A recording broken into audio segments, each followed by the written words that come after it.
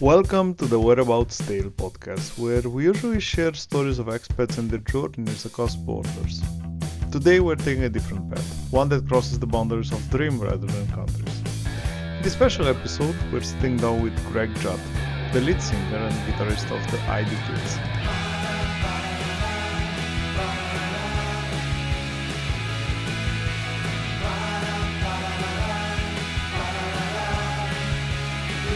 An emerging indie rock band that's making waves at the moment in the UK music scene.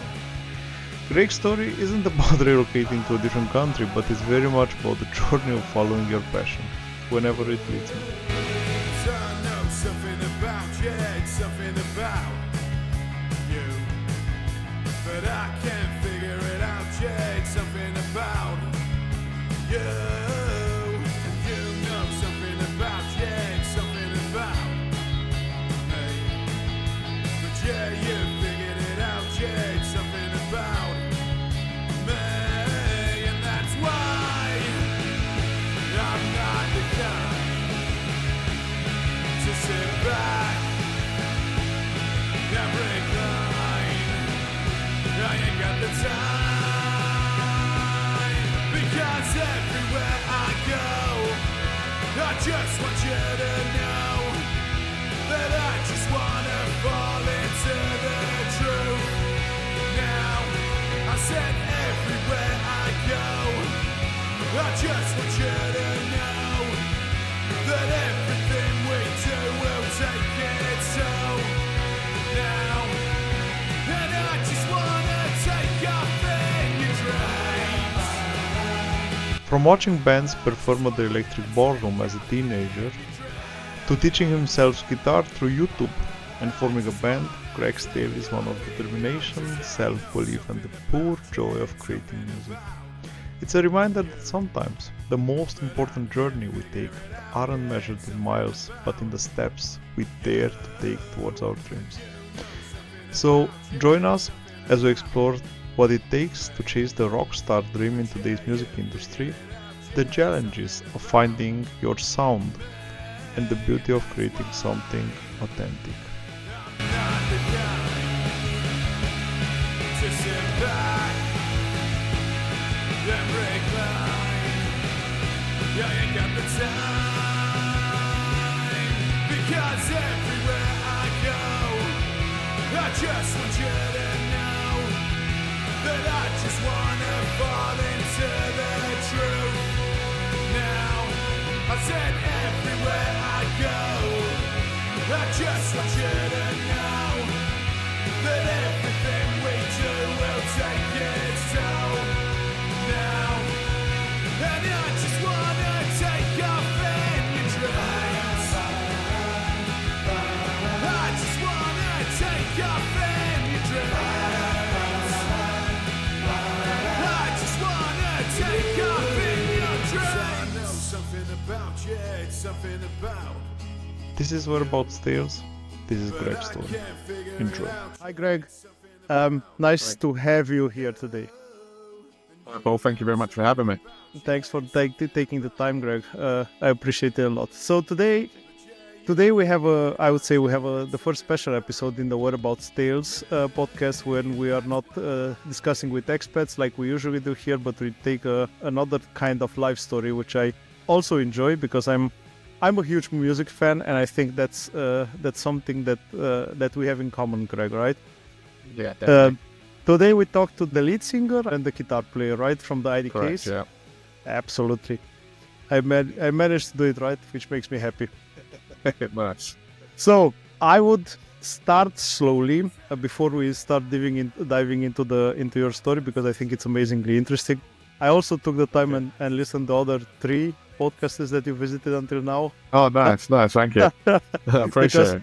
I think it's important. So honestly, I think it's nice. It's nice for the discussion if I know a bit of a background. So, but I did also something interesting as well, which I like to do with the people coming into my podcast, which I know they are famous. I would say a bit famous. I would use that.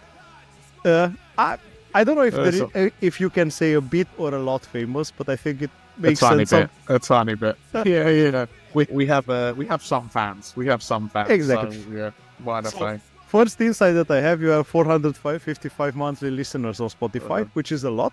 I must Yes, say, sir. so it's not easy. Oh, thank you. Thank you very much. And I would like to say that I have asked ChatGPT what they know about what it knows about you, right? Oh, nice. I've not done this before. Nice. I like this. I like this a lot. So Let's go. it says that the IDK stories is more than just music. It's about passion, hard work, and staying authentic in today's fast-paced music and industry.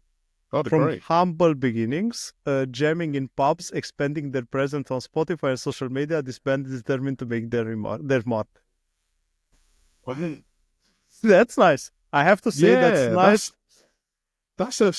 To be fair, mate, ChatGPT, whoever invented that, mate, I'm a massive fan of that. I'm quoting ChatGPT said this about the IDKs. I'm loving that. Yeah, I mean, that's it. I guess I don't think I could have described it better myself. I think that's a solid representation of what I feel we are and what we do. So yeah, I love that a lot. Perfect. I'm happy. I'm happy that that I managed to find something that you didn't know about yourself. Let me put it this way, even though it's funny. Yeah, that's cool. But I would like to start because I heard in one of the previous podcasts that we've been to that you're coming from a working family, which you say as I like to say, money was not something that you could find in every corner of your house, right? Yeah, so sure. It was something that was really hard work for. And I would like to tell us something about maybe a bit about your background, where you were born, where you were developed yourself as an adult. Yeah, absolutely. I mean, yeah, the early years are a bit like that. I mean, life got a bit easier as I got older, and my mum and dad sort of done a bit better for themselves. But yeah, growing up, so my mum is from Liverpool. She lived in like a council estate in Liverpool, and she said sometimes she remembers having like paper windows on their house and stuff. My dad grew up in a Hackney in Trelawney Estate, and yeah, they managed to get a house in Hackney, which is where I was born, in Homerton Hospital. So yeah, so I think I mean, I don't even remember any of this, but all I know was that, you know, we were living there for about a year, and the house kept getting broken into. So yeah, so my mum said she went downstairs and she was like feeding me as a baby, and she saw like two men in the small terrace house that they had there. So so after that they were like, right, we've got to move away. So they sort of moved further out to Essex, and we lived in a village called Chigwell Row, which is just it's a nice little village. I mean, yeah, I think it was life was really nice growing up there. Like, you know, my mum and dad done really well. They worked really hard to make sure they could provide for us and give us like everything we need. And yeah, we definitely wasn't like the poorest kids in the world. I'm not going to sit here and be like, oh, it was awful. Like, you know, there was a lot of people had it a lot worse than us. But yeah, but like, you know, I think I'm very lucky that my mum and dad worked as hard as they did to, you know, be able to provide for us what they did. Yeah, grew up. I mean, I had a pretty standard childhood. Went to primary school, went to secondary school in the area, Debden Park High School. Then I went to college, which is where I met our drummer Mason. And then yeah, just went out into the workplace. And then later on, that's when I started. I didn't start playing guitar until later. I've always wanted to play I remember wanting to play the guitar from like the age of 5, but just having no way. And then once you realise everything's on YouTube, you just teach yourself. But yeah, just a pretty simple, bog standard, easy life. So can't complain too much. What was your first contact, or where was the first? So first of all, I would like to mention that I'm not emphasizing the sadness of the story. I'm just emphasizing the fact that you're coming from a normal family, which is daily fair, business. fair. Like I would say middle class, which you're struggling. Yeah, I guess yeah, now it'd be classed as middle class. Yeah, I guess so. Yeah. Exactly. What was your first date with music? What was your first experience? Maybe your first memories with music? Memories. Was that music singing in your house? No, Well, my mum used to be in a band, but she was in like a girl group, and she used to sing at like Ministry of Sound and stuff like that. It was always my sister who was more of the singer and like into music and stuff. I loved listening to music, and I could always remember even as a kid being into like rock music and stuff. Um, but like it's just weird because my mum used to always listen to R&B. My dad did listen to rock, but as a kid, I never remember him actually listening to that. The only thing, I mean, he did have a few. To be fair, I do remember listening to the Style Council, which is like Paul Weller, The Jam, and stuff like that. But mainly, I remember he had like all the Robbie Williams albums in his car. So that's where to be fair, yeah, I do like a bit of Robbie, but you know, it's not the same. But yeah, as I grew up, it was more of when I started. I think when I started getting my taste for music was in like my early teenage years. I'd be listening to, there was like a whole thing with like landslide indie. So I was listening to like Scouting for Girls, The Kooks, Arctic Monkeys. There was a band, the first ever gig I went to was a band called Go Audio, and they played in the Electric Ballroom. I just remember standing there. I was like jumping off my friend's shoulders and like jumping up really high. And I was just looking at them, and I just remember like from then until I started playing in a band, I was like, I want to be there. I don't want to be here. Well, I've always felt that way. And then once I started the band, I was just getting jealous of every band that I saw. So I had to stop going to gigs because it was painful to watch. But yeah, that's why I think I knew that from even the first ever gig I went to that Stan didn't. I mean, there's nothing wrong. I still go. Well, I say stop going to gigs. I still go to gigs. I tried to get Oasis tickets, and if it's worth it, I'll definitely go. But yeah, just like I can't explain it. It's just the last gig, not the last gig I went to. The gig before that, I went to go see Liam Gallagher because he'd done a redo of Definitely Maybe in the O2, and I just remember walking in, looking around, just thinking like, oh, in my head, it's just done. It's like this will be me one day. It's not an if, but or maybe. It's like I can't wait until it's this. Not maybe it's this because in my head I'm already there. It's just this is the journey for it. But yeah, it just I don't know why. It's just the only way I can explain it. It's not jealousy because I'm not hateful towards the artist, but I guess it's a bit of envy in the sense that like. I would call it a healthy envy. So yeah, in that way. In the way in which you would not kill them, right? Oh yeah, yeah. I try not to. You know, every gig I go to, like, I'll try my best not to murder the act, but you know. But you would like to be them. Like I call it. Yeah. I call it healthy envy. 100%. Do you remember your first instrument? You said guitar. I think in one of the previous podcasts you said guitar. You have seen a guitar in your house. Yeah, I can't. This is the thing. I don't even know if it's sound like Harry Potter saying this. I don't even know if it's a real memory or not. All I remember is just seeing an acoustic guitar, and I can't remember if it's on house. I don't even know where I see it. It's just in my head. I've got this very faint memory of like seeing, and it's just like that memory's always been there. Of like a guitar and just me looking at it and just thinking it's the coolest thing in the world. And then like as I was growing up through like the 90s and the noughties and just seeing like, well, for instance, like, I mean, I definitely shouldn't have been watching it at the time, but American Pie and like watching it, like all the punk pop bands and like all the bands, like all the music in it was like, it was just the coolest music, like all guitar based music. Like I said, growing up, doing it, but yeah, even as a kid, like my mum and dad bought me guitars and stuff, but and I remember I went for like one guitar lesson. I can't remember why it stopped or something like that when I was a kid. Mm-hmm. Not to blame them because it's definitely not their fault. Again, it could have been a money thing. It could have been that they couldn't afford it or whatever.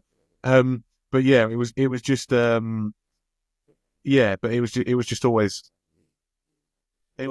something in my life that I always wanted to do, always wanted to learn. I've always come back to it, and eventually I just found a really good method for me to be able to learn it. But yeah, it's always, yeah, I've always just been thinking about it, and it's always been something that I wanted to do and a passion of mine. I think what you are just saying that most probably you're not allowed to watch American Pie. I do remember that as a kid. I mean, nobody knows that you would have age limit for movies. Like, who the hell knew that? Nobody. Yeah, knew that. Exactly. Yeah. As a kid, you'd just be watching that stuff and be like, "This is amazing." But yeah. Sure. So you remember yourself as a kid having this guitar. Let's say for the sake of the story that it's real. By the way, Okay. did you ever ask your parents about this, or it's something that you never discussed with them about this? No, because it's such a faint memory. There's no context to it. All Okay. it is I just remember that in my head, I believe I was 5 years old. I don't know. I can't remember if it was in the house, if it wasn't in the house or not. But I just remember seeing like an acoustic guitar, like just a very bog standard, obvious, like beige acoustic guitar, and just thinking, oh, that's amazing. And that memory has just never left me. But yeah. And I would say you start listening to music. I would guess because that's the natural way of it. What were your bands growing up? So you said your dad was listening to Robbie Williams. Yeah, and he'll hate me for saying that, but the mainly the style. I guess he's a massive fan of the Jam, Paul Weller, and the Style Council. So he did have like I remember listening to the Style Council a fair bit as a kid. But yeah, my mum was mainly like R&B, and yeah, and that side of music. She was just more into like popular, yeah, pop music and R&B. My dad was into that. Like I'd say my gateway into rock music was probably. Have you heard of a band called Busted? No. No, they're like a cheesy British, like at the time they were like a cheesy uh pop punk band, I guess. But like when you're 9 years old, you're just like, they're so cool. Like I remember looking at them, like if you look at photos of them from like the noughties, and you'll see them, and they're just like Wow, that's really the cheesy. I have to yeah, share. exactly. Yeah. So that was like that's why I say it's like it was like the gateway music into rock because I was a huge fan of them, and I think that's what I loved because I think they were around about the same time as like Avril Lavigne, which like isn't like not to be horrible to them because they're great musicians in their own right and they are amazing at what they do. But and they're from Essex, so I can't slag them off because they're Essex boys. But like they were just for that period of time, and for me, like that band would just yeah, they would. I idolized them. Like I bought their albums and stuff. So like that was like my gateway into rock. Mhm. And then I don't want to say I feel bad saying about them proper rock. So I assume what they feel they do is proper rock. But then I started listening to like bands like Oasis, Blur, Nirvana, like I said, Arctic Monkeys, the Kooks. There was a band at the time called One Night Only, who I absolutely loved. Red Hot Chili Peppers. I'm going to miss so many off. Feeder, Snow Patrol, like all these bands that I guess they're still popular in a sense at the time, but that was like when I got a bit older, I'd say my taste matured and I moved a bit more into that music. But I think I don't want to jump in your defense or something, but I think there was a really big trend back then with these pop punk bands because I think Yeah, you there had was, yeah. Blink 182, you Sum had 41. Avril Lavigne, exactly. You have Yeah. like you had all this kind of music. Like I think everyone was in the finding phase with music, and I think 100%. that's something that we all had, Yeah. right? But Yeah. switch to rock makes sense. I mean, from the taste perspective, going into that direction, I think Red Hot Chili Peppers was always a nice pass. Yeah, And they then was always, a band that I loved. And yeah, they've always been good. nice. Did you th- when did you remember thinking about writing songs? Did you remember it early Wow. in your before you were forming the IDKs, or it was just before? Only after that? Can I just say, this is the best interview I've had so far. Like, your questions are really well thought out and very well formulated. So props to you. Thank you. Because I feel like I've been asked, like, I don't want to slag anyone else off either, but the questions have been like very cut and dry. But I guess where they haven't seen me before and there's no information out there, it's hard for them. But yeah, I can see, yeah, you've done your research. So I like it. But yeah, the first time, actually, the reason I started songwriting was because I was struggling to sing and play guitar at the same time. Mhm. So, so the band had formed, and we started getting like some form of a set list together, and we wanted to start gigging. And in my head, because I originally got the band together, my plan was get 4 people, get the basis of the band together, and then we'll get a singer in. And then one day we're at practice and we're just playing, and we was all like, we'd all just like take it in turns singing and stuff. But I couldn't play and sing at the same time. So they went, "Oh, great!" Just we was playing Scar Tissue by the Red Hot Chili Peppers, weirdly enough, and I started singing, and the guys were like, "Oh, that's it, that's the sound we want. That's what we want. Like, you can be the singer." And I was like, I mean, I was a bit nervous at first because being a frontman I just wanted to be a rhythm guitarist, sit in the background, play an easy bit of guitar, chill out, just be the guy who sits there and goes, "Yeah, frontman, do it all," and I'll just chill. But yeah, then it ends up the lads put me forward, and yeah. So like I said, I couldn't sing and play guitar at the same time. So I went back home and I thought, right, what can I do? Because like I just noticed like finding the beat of the song while playing and singing it was just so hard. So I thought, right, what I'll do is I'll write my own songs. Then that way I can sing however I want while I'm playing, and then it will make it easier. So the first ever song I wrote, I sort of cheated.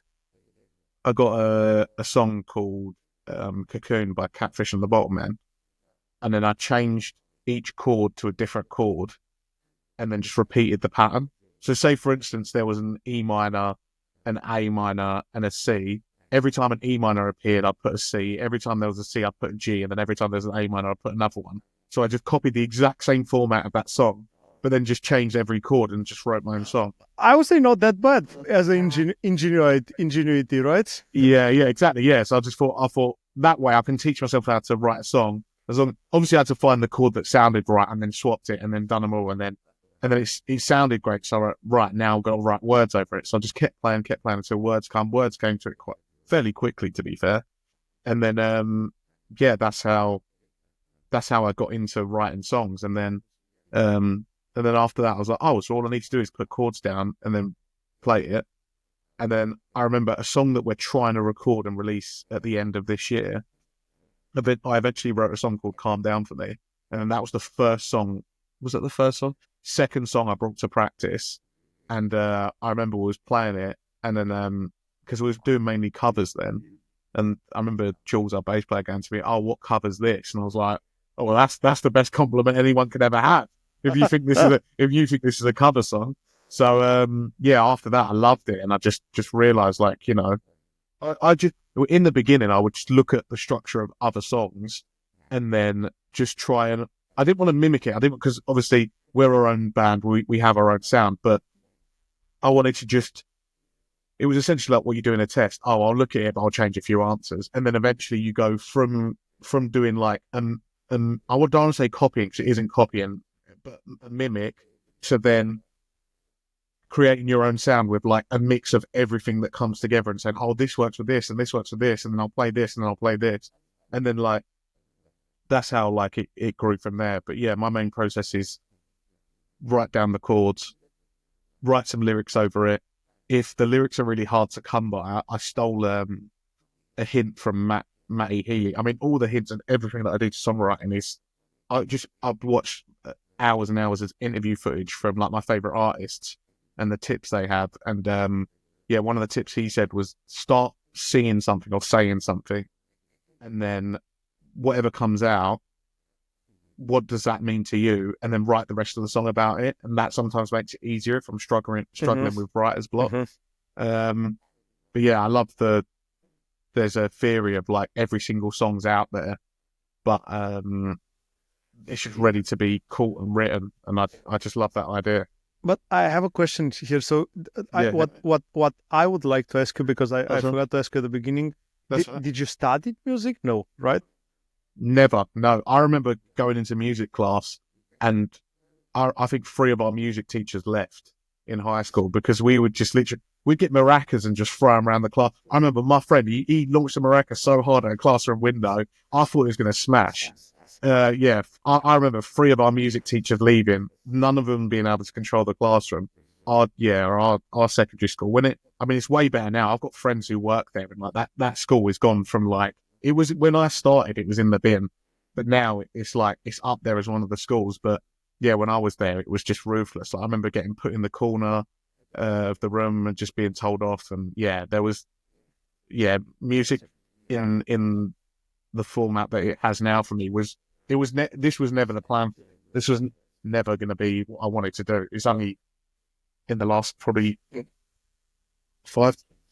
7 to 5 years is what I've wanted. But this is actually the biggest proof that you need, that if you have a dream, and if you want to follow that dream, you will do whatever it's necessary. Because I'm pretty sure that if someone would have told you in school, do pay attention in music, because one day you need it, you just said, yeah, shut up. Yeah, yeah, 100%. Yeah, because it's just like, but the thing is, for me, like, I remember, again, goes back that I don't paint a great picture of me in school. I got sent into isolation one time, so I got removed and got put in another classroom for pissing about.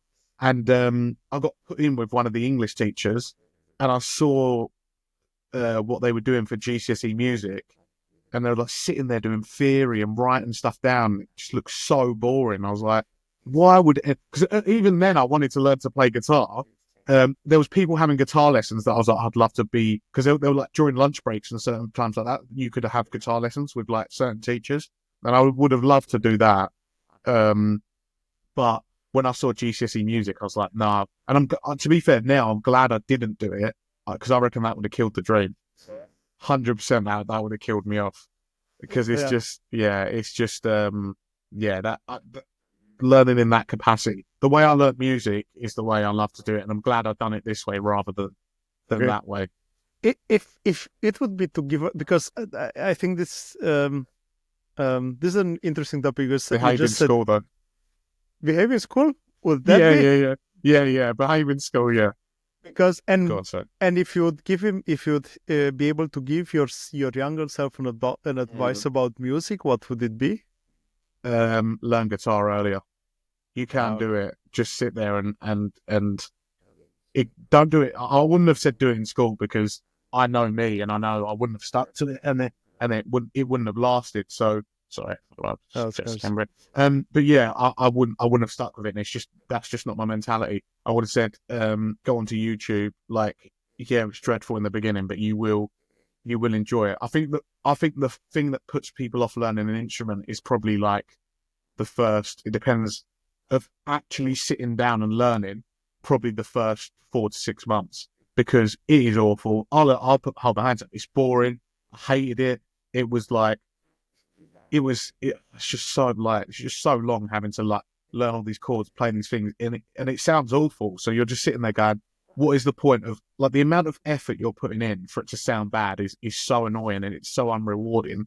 But then once you get past, because I wouldn't even sound that good a guitarist now, but once you get past that initial bit, like yesterday I was sitting there with my niece and nephews, and like my niece was asking me to play this song, and I'll go through like an amp I've got called Guitar Tab, and like I can just play anything now, because once you know the basic chords, you can play most things. So, and then that's when it's fun, because you can play all the songs that you enjoy playing.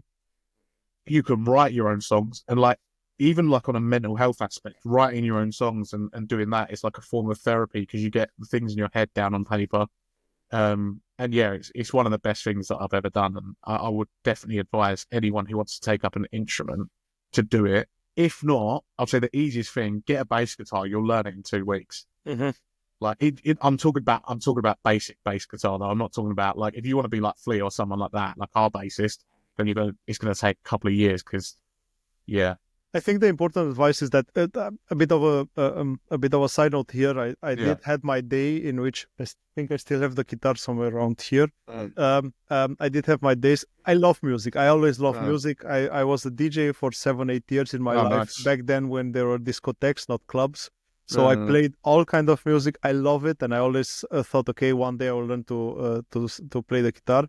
And then it took me 1 week, and then I realized I'm sounding awful after 1 week, and I learned nothing, and I gave up. And I'm sorry for this, because now it's some years later, and I would have learned something. And I think these are big lessons that we can give from everyone, also from your experience, but also from I think from everyone's experience. Don't expect anything for 6 months. Yeah, 100%. If you start by thinking tomorrow I'm going to be on a bonfire and singing some nice songs, that will not happen. Yeah, it won't happen. And you will get there.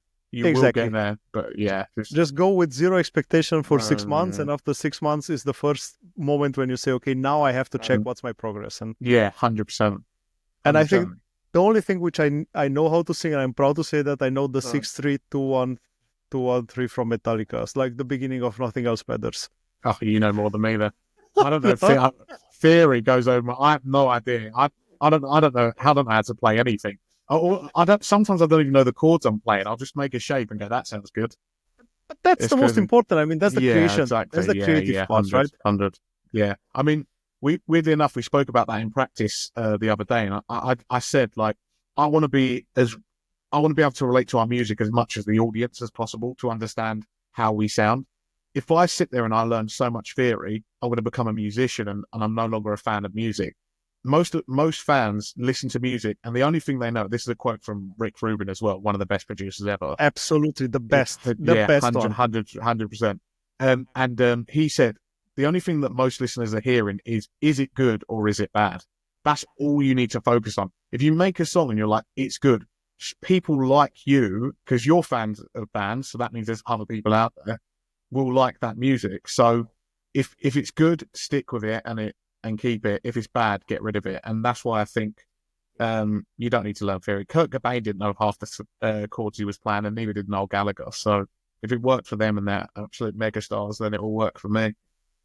I do remember the story of Rick Rubin, which I think is the best producer ever exists. From when he's telling the story how they write the lyrics of Chop Suey from System of a Down. No way. I don't know if you don't know the story. No, I don't know the story. They said they were in a stop, and they said, okay, I have no idea how to go on with the lyrics. And he went into the library, not the library, it's his bibliothèque, so his bookshelves at home. Yeah. He took the first book that was he opened it, and then he opened the Bible. And then you remember the text with forsaking me?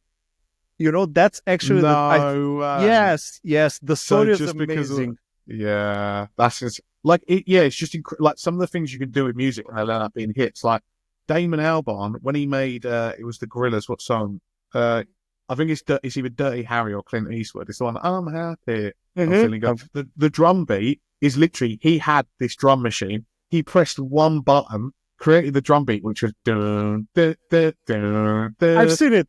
Yeah, and then they just made like an absolute hit with it. Like honestly, like, you know, with Queen, like they've done some rogue like mental things to make songs, and that's the whole point. It's like if you're stuck, just because you're stuck or you're struggling, it doesn't mean it's going to be a bad song. Like, just look for inspiration. Can be anywhere. Absolutely. I've sat on the toilet before, like banging, like just absolutely forcing one out, and the next thing, like I've got the inspiration for the next song. So, you know, it's always there. You just got to keep an eye out for it. But yeah, for me, Rick Rubin, yeah, I agree with you. He's so inspirational for someone that doesn't, he can't play an instrument, and but he does. Like, I feel like he listens to music and feels music rather than like.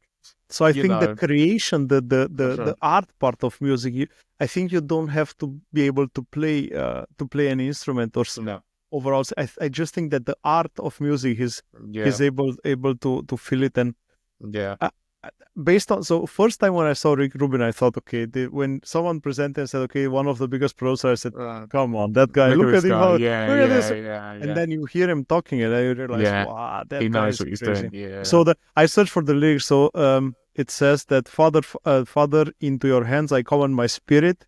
Father, into your hands, and it's obviously from the Bible. Yeah, crazy. Exactly. Yeah. So.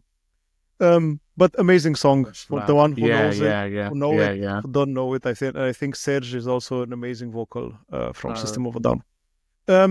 Before we move on, I would like to say something, because I think we are closely getting into the place where the band started to shape itself. So I would like to say, before we start talking about this, that besides you, there is Jules Tilak, and tell me if I'm spelling the name correct. right. So he's the bass player.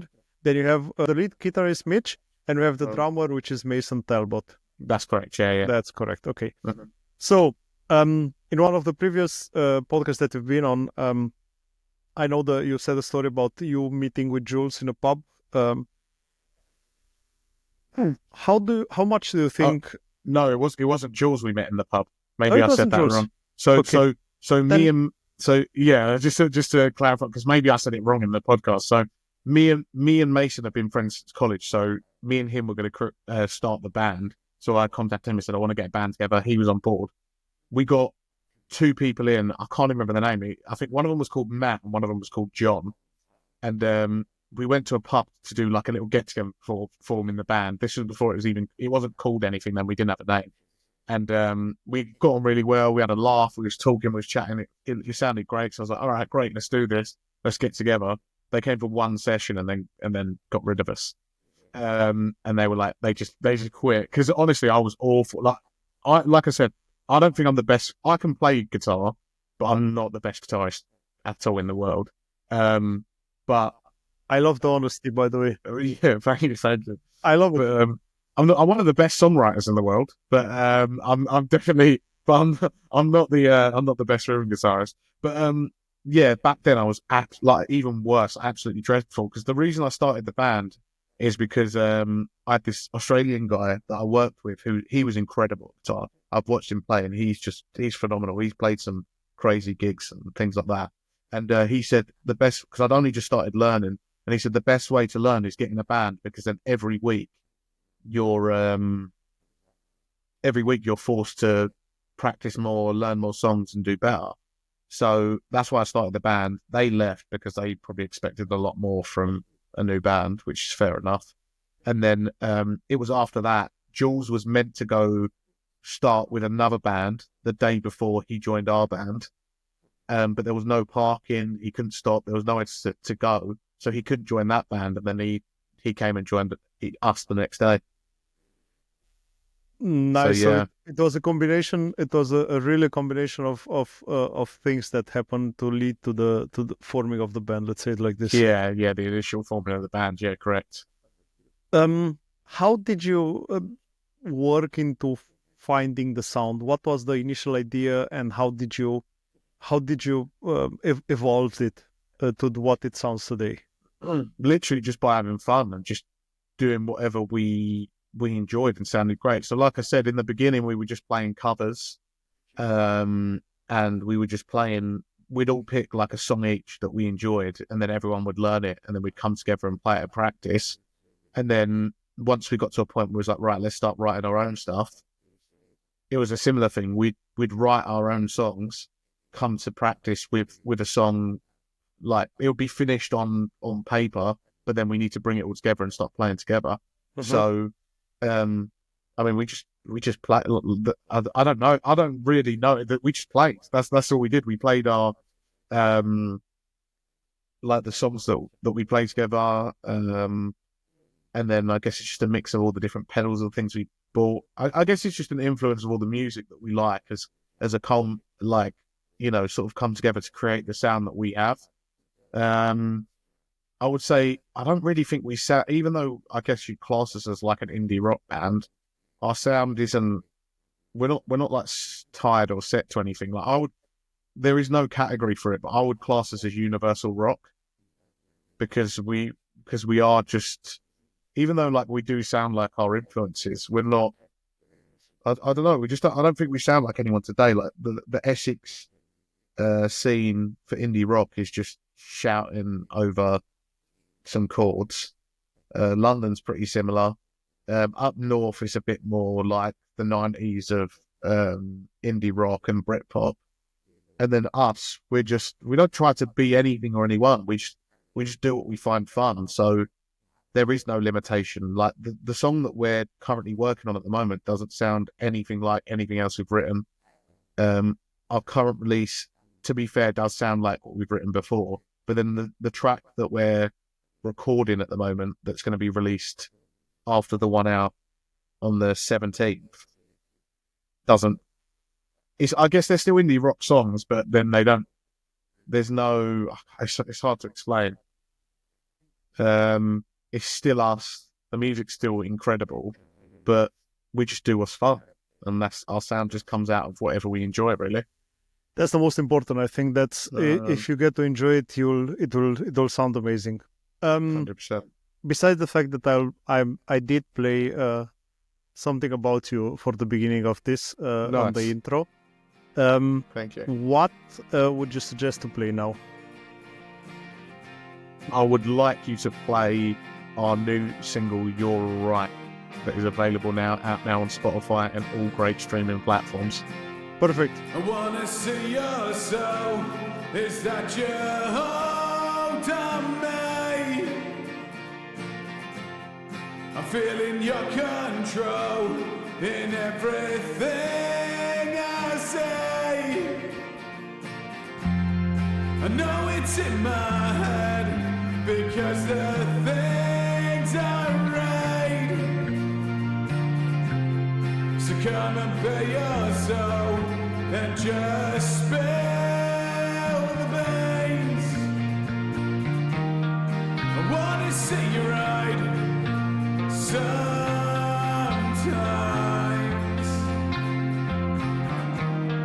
You can't always be wrong, and that's fine. Feel it in your heart, redefined.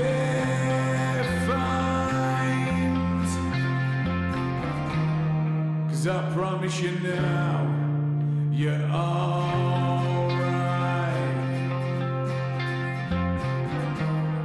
'Cause I promise you now, you're alright.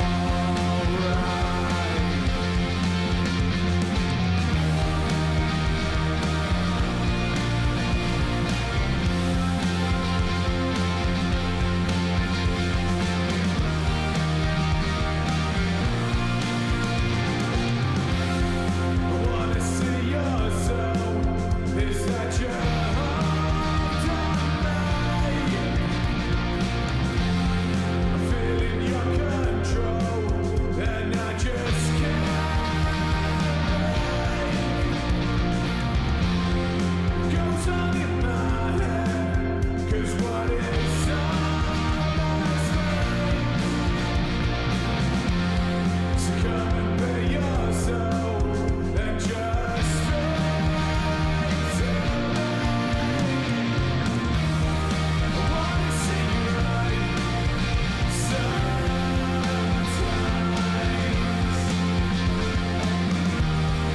Can't always be wrong, and that's fine.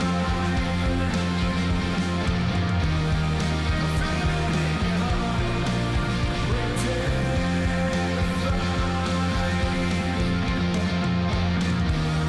'Cause I promise you now, you're alright.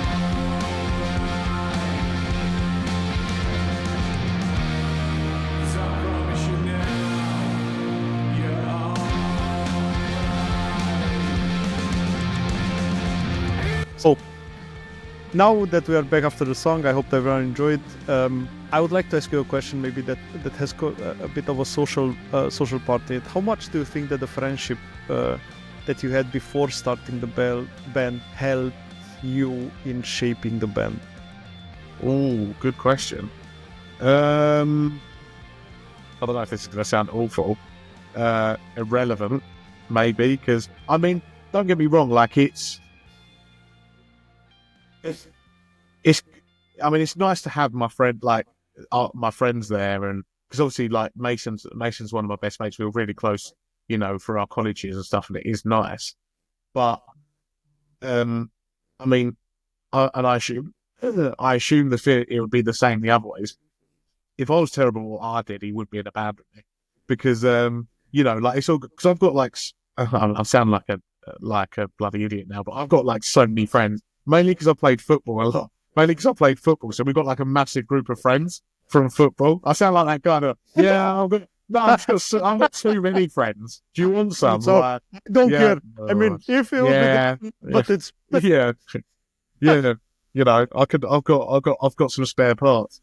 But no, it's when I say irrelevant, like obviously the friendship isn't irrelevant. Like I love Mason to bits, I love Jules to bits. And now I've met Mitch. I've known him like not even a year, but he's a great guy, and like we get on really well, and it's good. But I'm just one of these people, like I can just get on with anyone, and like I can have a laugh with anyone. I find it easy to socialize. So when I say irrelevant, I mean in the fact that I think we can all agree we needed what's best for the band to be able to succeed realistically. And Jules and Mason, what they do, and Mitch as well, they're all incredible. You know, Mason to me, I always say this, he's like a young Dave Grohl. without the affairs.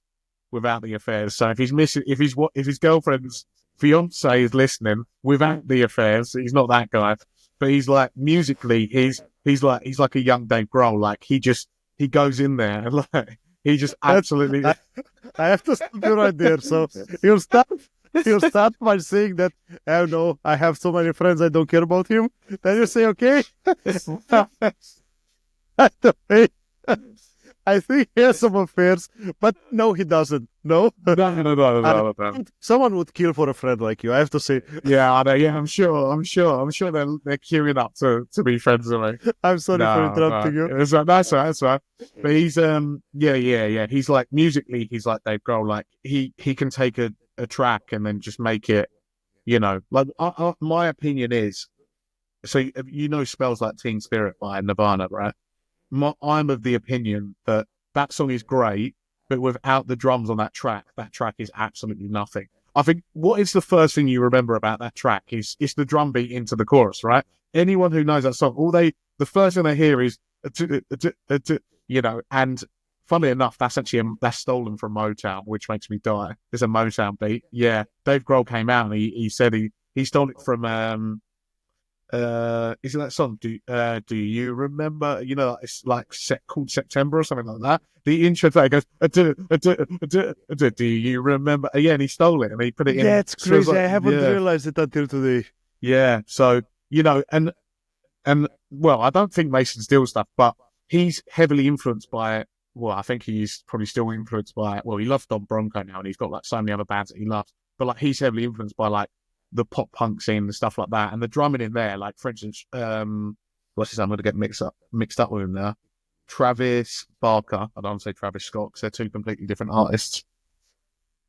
He's like massively influenced by. He's an amazing, like that guy's an amazing drummer. Obviously he loves Foo Fighters and Nirvana as well, so obviously he loves that side of drumming.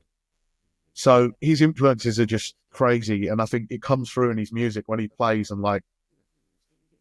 We'll play a song like the synchronization between the four of us is just incredible because you know, like literally practice Saturday, Jules played a song for the first time ever. Mason comes in and just like elevates the song like incredibly. Obviously, Jules is great. He's a good bass player. He always says that he's I'm just a bass player, blah blah blah. But he's not, because the thing is, like some bass players are that. They are just I'll play the root notes and I'll get through the song. But what he adds is just he does a lot more. Because I would say bass is very easy to learn but hard to master, which I don't think people appreciate. A good bass player is just as good, or can sometimes be better than a good lead guitarist because of what they add to the song. And I think Jules is in that category. He takes it, but not only that, like how he's like a conductor. Like he can build things and he can put it together, and like especially in the beginning, without Jules, there would be no structure to anything we do, and like, you know, the making sense of the theory and stuff like that. Mitch is good at that also. Mitch does good translation of like what we should be playing, the note, because like I said, I don't have a clue what chord I'm playing, so I'll say, what's he playing? And Mitch will be like, put your finger on the 5th fret and play this, like, because it's just like it's the best thing to happen. So we all complement each other. I think, yeah, we come together really well, and none of us have affairs, so it's all good. It's all good. It's all good. And that will stay the official variant, right? Yeah, that's the official statement, Your Honor. Nice. Yeah. Greg, before we move on, I would like to know what was the story behind the name. Oh yeah, we get this a lot. It's I can imagine, but still, I think it's interesting. Yeah, you've got to be the one to hear it. Yeah, literally, it's actually so boring, and it's just such a simple and obvious one. We had but you have to work on your marketing. You cannot. You go like, we're boring. We got a boring name. You know. But no, it's it's just simple. Like we had our first gig at New Cross Inn, and we had a gig coming up, and we needed a band name, and we had nothing. We tried. To be fair to us, we tried for ages to think of a band name, and everything we come up with, everyone hated it. Picking a band name is. I'll tell you one thing, and I got this from I was listening to a book by the Happy Mondays. Picking a band name is one of the hardest things, probably one of the hardest things you'll ever do as a band, but also absolutely doesn't matter. And the reason why I say that is because whatever your band name is, your fans are the ones who end up creating what it means, not you. So like for instance, with the Happy Mondays, they were like, oh, it sounds like a kids' TV show. But if I hear the Happy Mondays now, all I think about is rock music, drugs, two nutters who go out crazy partying, you know? So genuinely, your band name actually doesn't matter as long as it doesn't sound ridiculous or whatever. And just keep it short, snappy, and simple. But at the time, we didn't know this, and we thought we didn't know what to call it. So it was like, I don't know. And it was like, should we just call ourselves that? But we thought, I don't know is too long. So then we just said IDKs. So people say, well, I mean, we prefer to be called the IDKs because it's simple, easy to remember, and it's just, you know, just the and three letters.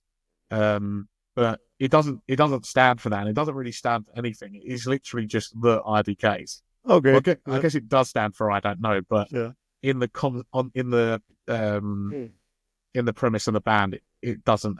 The name doesn't mean anything until the fans or the people or whatever we do or whatever achievements we make happen. That's what the band name means to us. No, I'm absolutely with you. It's not important because if you think about Nirvana, it doesn't mean anything. But I cannot listen to anything else. When someone is saying Nirvana, you always think about the same thing. So Nirvana actually means heaven. I know.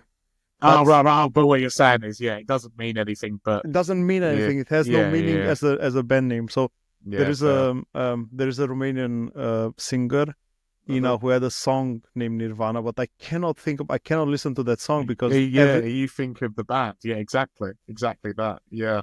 Every time you think about the song, but it's crazy. There is you mentioned the creation process, and you mentioned the fact that you all come together with bits and bytes, and you put together the bits and bytes, and at the end you make whatever it's fun for you. There is a nice book written by Stephen Pressfield. It's called The War of Art. I don't know if you know the book. The Word of Art. The War of Art. Yeah. Exactly. And who's by Stephen Pressfield, double S. And he's describing in that book the creation process in several ways. And one of the ways is that you have to sit down and let the muse come to you. 100%. And I wanted to ask you exactly this. Did you ever make that experience that was nothing there, and out of the sudden when you just gave it the time, it was there? Yeah. So, I mean, it happens all the time. I mean, I was quite lucky. So the song that I want to release at the end of the year, which I think is one of the best songs I've ever written, called Calm Down For Me, I wrote the chords and literally the words were just pouring out of me. So this is why I love the theory of like the fishing, because it's just an image, if anything. But it's like all the songs that are ever written and ever will be written are out there, but it just takes for them songs to come into your mind and then you then be able to get them out. So yeah, there's been tons of times where, like I said, I'll get writer's block, but the best advice I would say to anyone is just don't force it. It's not worth it,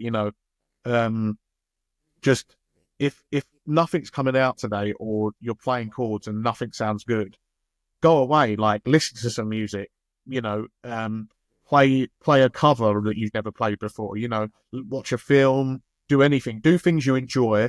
And then when you're in the mood or when you've watched something that inspires you, go back to your guitar and start giving, or your piano or whatever instrument you play, and then give it another go. I feel like anything that's forced, it doesn't feel good. It will never come out as good. And like when you listen back to it, you just won't enjoy it as much. But when you sit there and like let these, if it comes, the ones that come naturally is like, they call it like, bottling lightning.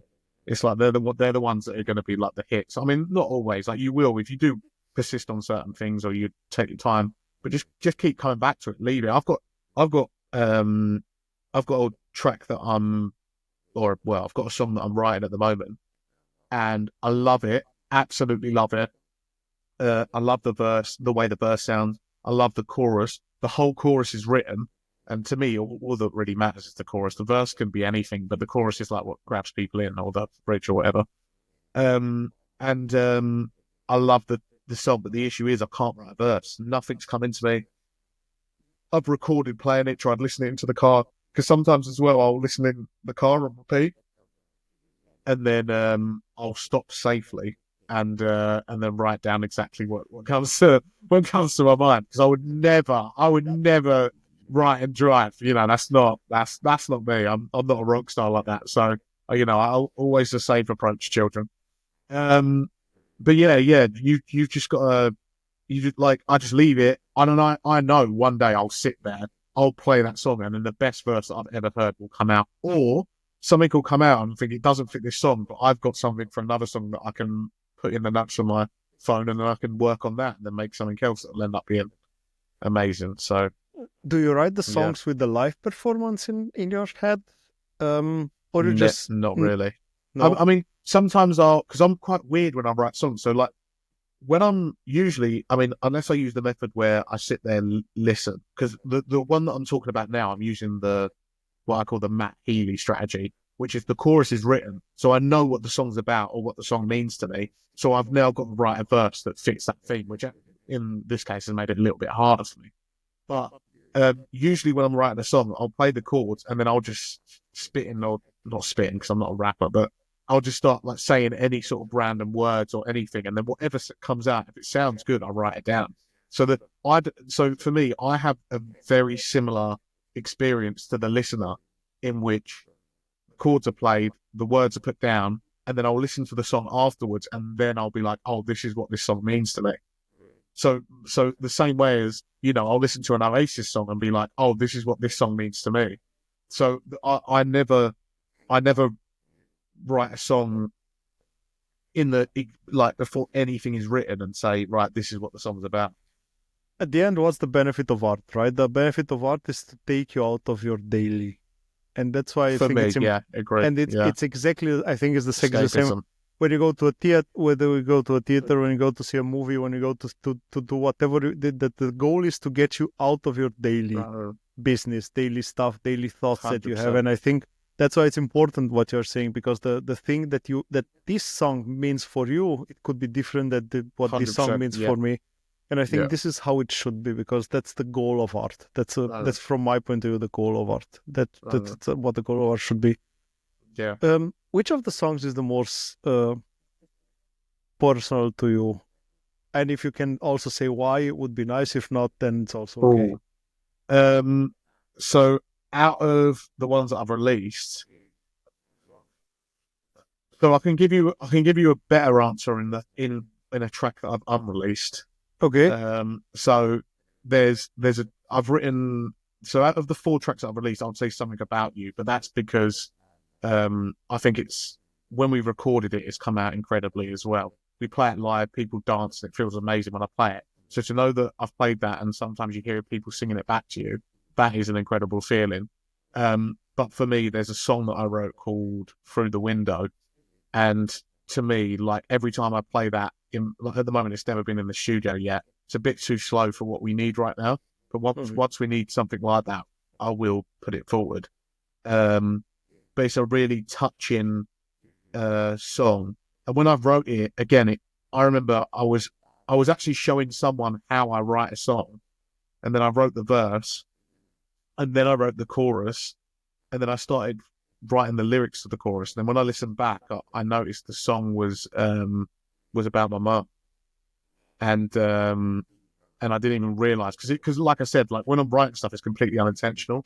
And like my mum is like one of the most strongest, like you say, you see strong women out there, like I've seen strong women, and like under pressure and stuff, they crumble. Like my mum is one of the strongest, most, independent people I've ever met in my life. Like I don't think there's anything in this world that could bring her to her knees. Like she's been through some shit, and like she still stays standing. But I think that song to me, because I think that embodies her character, and I guess it made me realize how I actually view her as a person, and I feel like it's quite a beautiful song as well. So even though the lyrics they're very metaphorical, the verse is very metaphorical, and it's a very metaphorical description of my mum.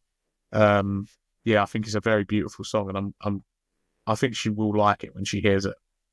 Looking forward to hear it when it's out. Yeah, thank you. And now, because it destroyed my plan, because my plan was to ask about the private song and to play it. Now you have to give me a different one.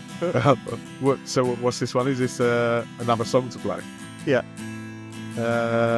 Never Listen? Never Listen. Okay, Never let's do Listen, Never yeah, Listen, perfect. and then we'll be back. So I told you my position, but you wouldn't listen. You never listen. Try to play my rendition, but you wouldn't listen. You never listen. 'Cause even now, there's no way to go. When you cry, is it real or a lie? I know you're here, but you never listen. You never listen.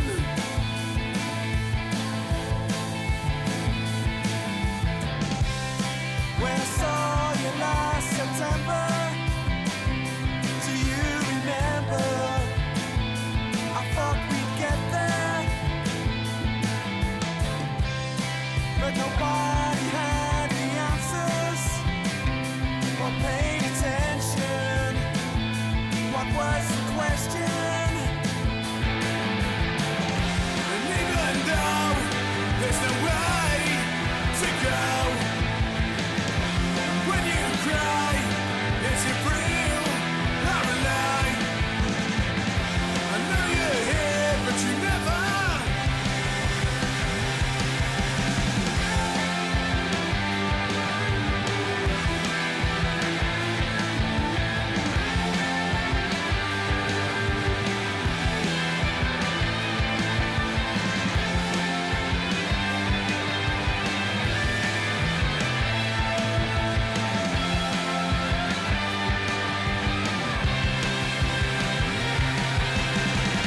Cause even though there's no way to go,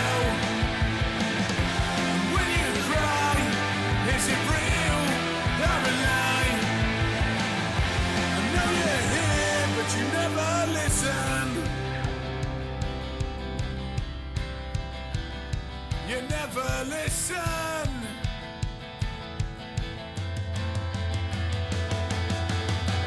Just give me some way I can. Just give me some way I can. Just give me some way I can. Just give me some way I can. Just give me some way I can. Just give me some way I can. Just give me some way I can. Just give me some way I can. 'Cause even though there's no way to go, and when you cry, is it real or a lie? And even though there's no way to go, just give me some way I can feel that I know. Just give me some way I can feel that I know.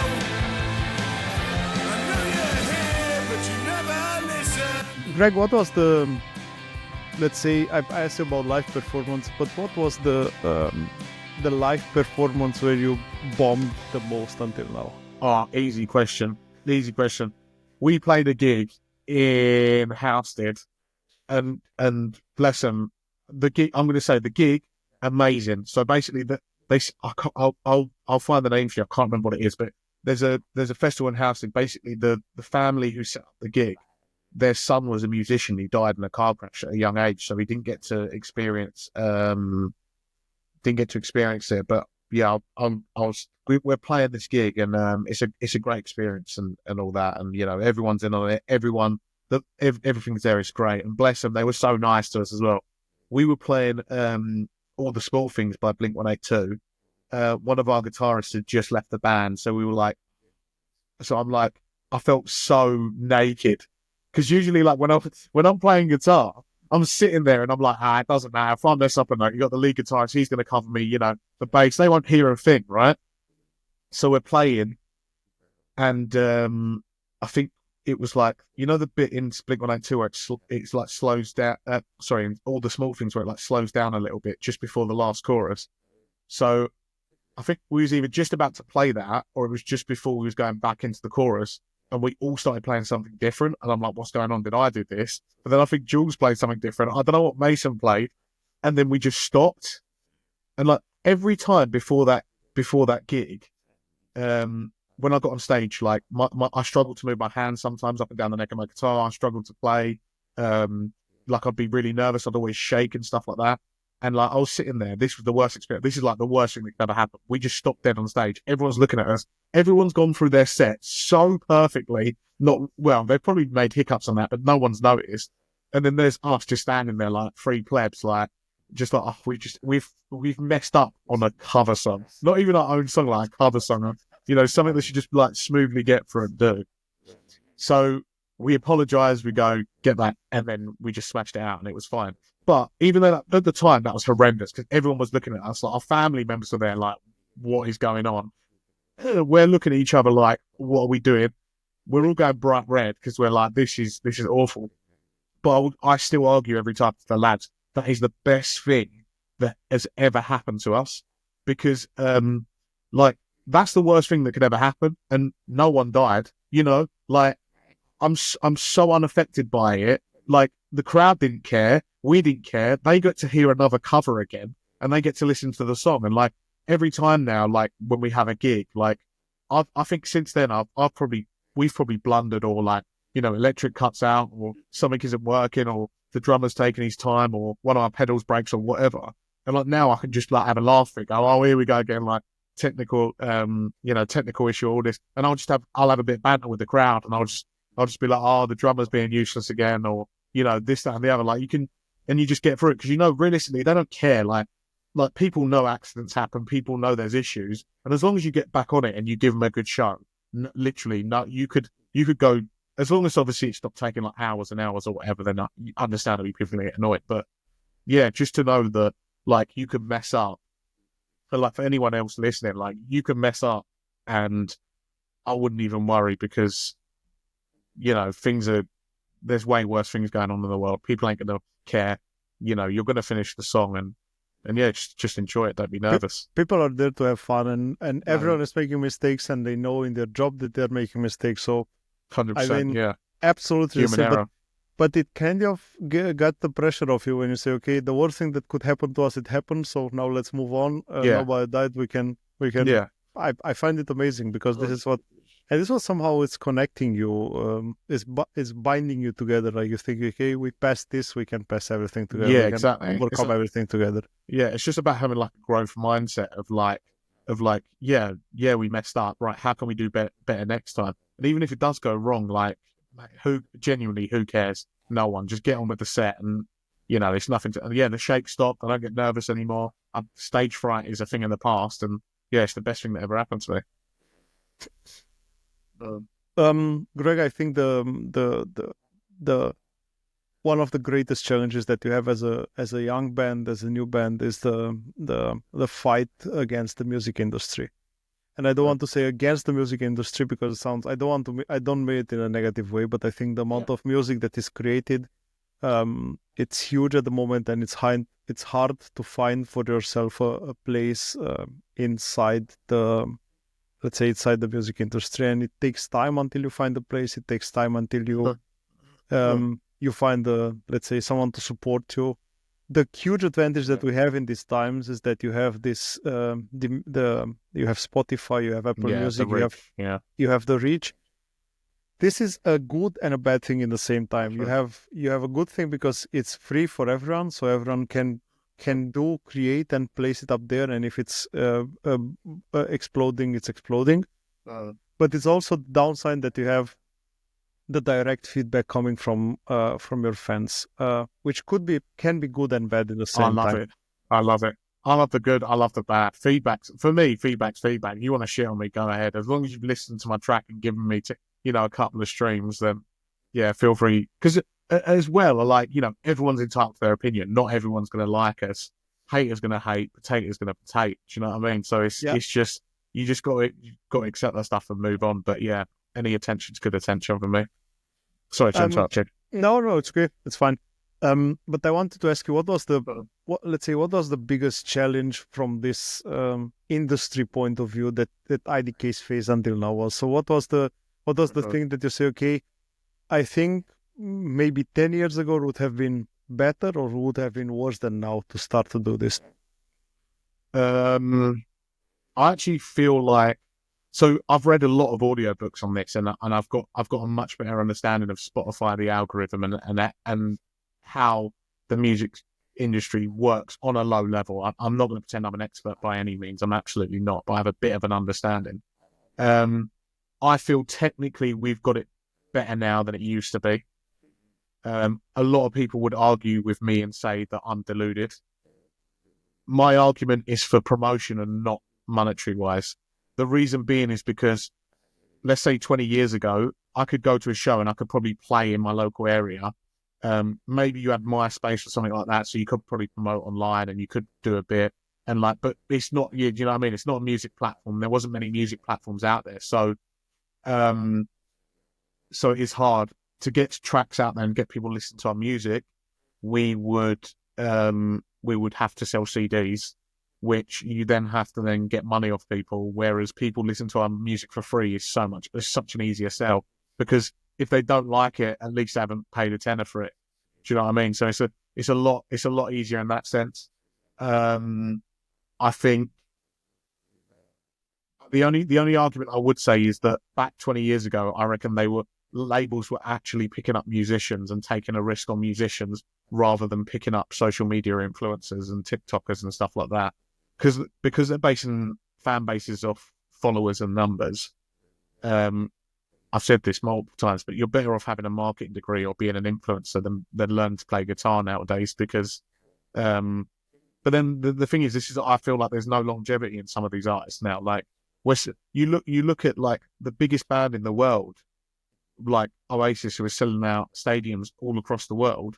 They're nearly 60 years old, and this is because no one's like for instance, Elton John absolutely smashing it. Like, nothing against any of these guys, but like, you know, Oasis was still smashing it when they were in their 20s. Elton John was smashing it when he was like 20, 30 years old. And there's no band that's doing that at the moment. The last band to probably do that well was either the Arctic Monkeys or the Killers, which was probably, again, like 10, 15 years ago. And to be honest, for that part, the music industry is trying to blame Spotify.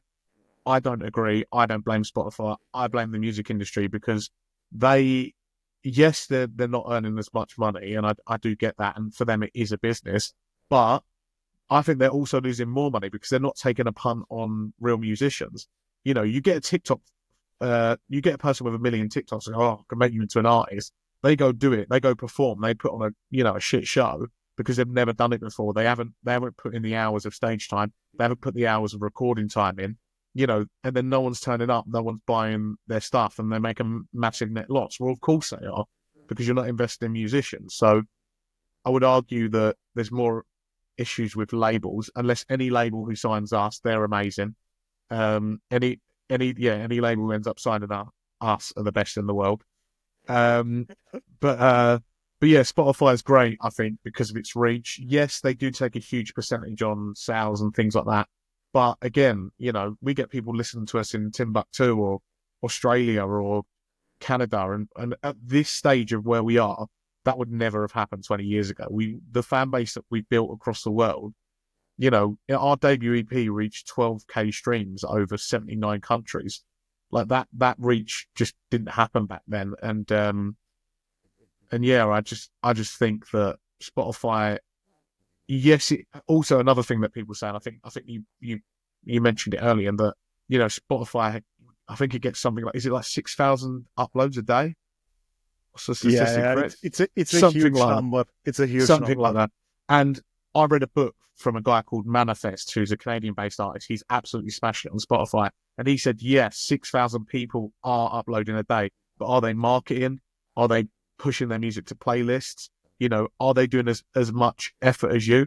And I'd say, yeah, maybe let's say that the top 5% are, but then if anything, that narrows it down to maybe like 100 tracks a day. I don't even think that many are doing it. You know, It's 50,000 a day.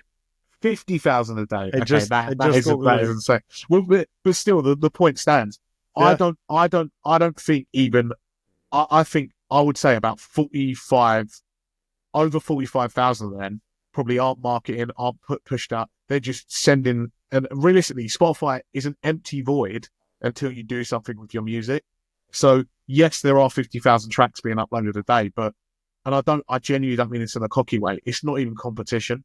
Like statistically speaking, as a band, we're already in the top 20% of all artists in the world just from what we've done already. So that proves that 50%, hardly any of them are even putting the effort. And I'll be honest, I had to get, other than paying for mixing and mastering and doing the recordings, I haven't paid for any marketing to get where I am right now. And to reach like what we have stream wise. So the fact that people are, you know, of them 50,000, no one's even putting in the bare, like most of them aren't even putting in the bare minimum. So for me, that's not competition. I would class maybe, I don't know, maybe 5 to 10 tracks a day that are actually doing that are the competition. And that's why I think that actually it's not as hard as people make out. I think people are trying to put people off and put people down and gatekeep. And that if you put the effort in and you work hard and you believe in yourself, you will make it. Someone's got to be the best band in the world, and you know we're ready to take that slot. So you'll see us there soon. I think the most important thing that you said, Greg, I think that there is no competition. That's the most important thing. I think the fact that someone realized that for the monthly subscription that you are paying on Spotify, you are open to listen to whatever you want. So that means I don't have to pay €1 for the IDKs. I don't have to pay one extra euro for I don't know, someone else. Yeah. And for sure, like you said, the Spotify, maybe it's not fair with the artist. I think I remember one quote from Snoop Dogg, which I've heard last year, where he said he had 1.4 billion streams and he got about $40,000 from Spotify. Of course, it's not fair. That's mental. Of course, it's not mental. Yeah, I agree. I do agree on that. Of course, it's not fair. But exactly like you said, you have to pay somehow for the availability. You have to pay somehow for distribution. Of course, for Snoop Dogg, it's not the case anymore because he's a name and he's a brand and so on. Yeah. And I think there are some exceptions when we talk about these TikTok stars. And I think you have Ava Max, you have Teddy, what's his name? I don't remember his name, so I'm sorry for that. There are two, three exceptions from these TikTok stars who want to put the work afterwards. But I think that's the hardest part of them all, Greg, because nobody wants to put the work inside in. Everyone is focusing the success, and the success has to come yesterday. And not only that, it has to come yesterday. I have to be a millionaire yesterday. Yeah. And this is something that everyone is doing it for the money. The art is missing. Yeah, 100%. Nobody's taking the time to write songs just for the sake of doing the writing of the songs. And I think we come back again to Rick Rubin. I think you don't need him as a producer to take part of your money to sign you for a record and so on. You just need someone like this who's focusing on the art as well, because you need someone behind you that tells you, okay, the main focus of this should be the music. Everything else comes as a side effect, but the main focus is the music.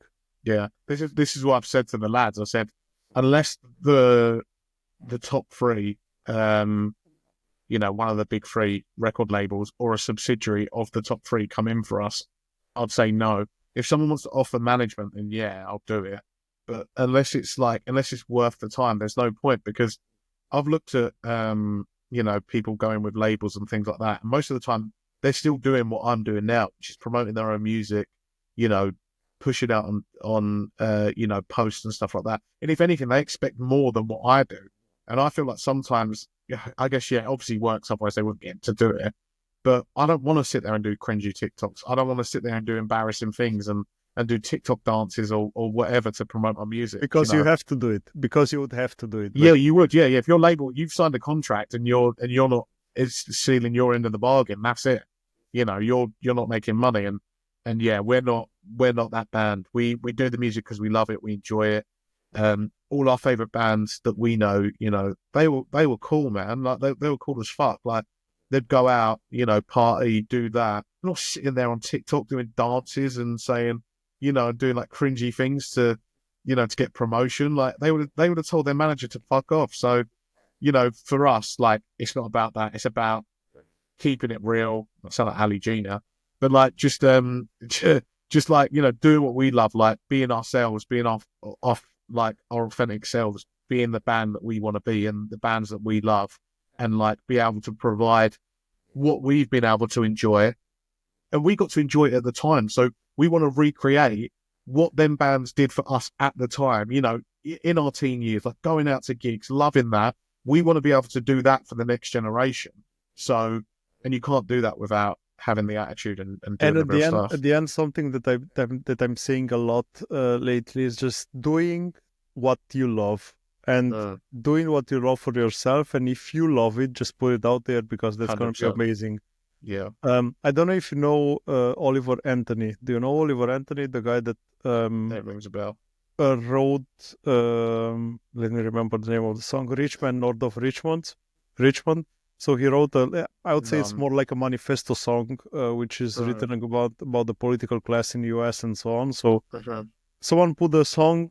I think I know what you're talking about. Was he like a country guy? Exactly. Yes, I know you're talking about, and he just exploded and like he it was like yeah, I know you're talking about. A friend showed me music. It's a good song as well, to be fair. Absolutely, the song is amazing. He's singing. I love country music. I fell in love with country music. I was I don't mind country.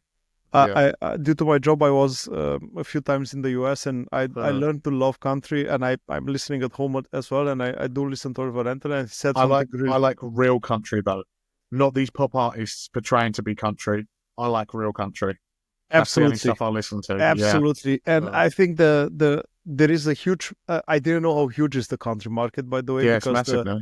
Exactly, it's massive, and nobody understands how massive it is, right? Because it's just a lot of stuff running in the background, which is far away from us, and we don't see it. But to come back to Oliver Anthony, after he exploded. It went crazy with that song on YouTube, and I think everywhere, and Facebook and so on. He had several offers from a lot of companies in the music industry. Let's call them labels, yes. But he always said no to everyone because he said, I still want to be able to do my music. I don't want to have everyone telling me what my music should sound like. Yeah, because I have to like it. Fair play to him. And I think that's absolutely the right thing to do.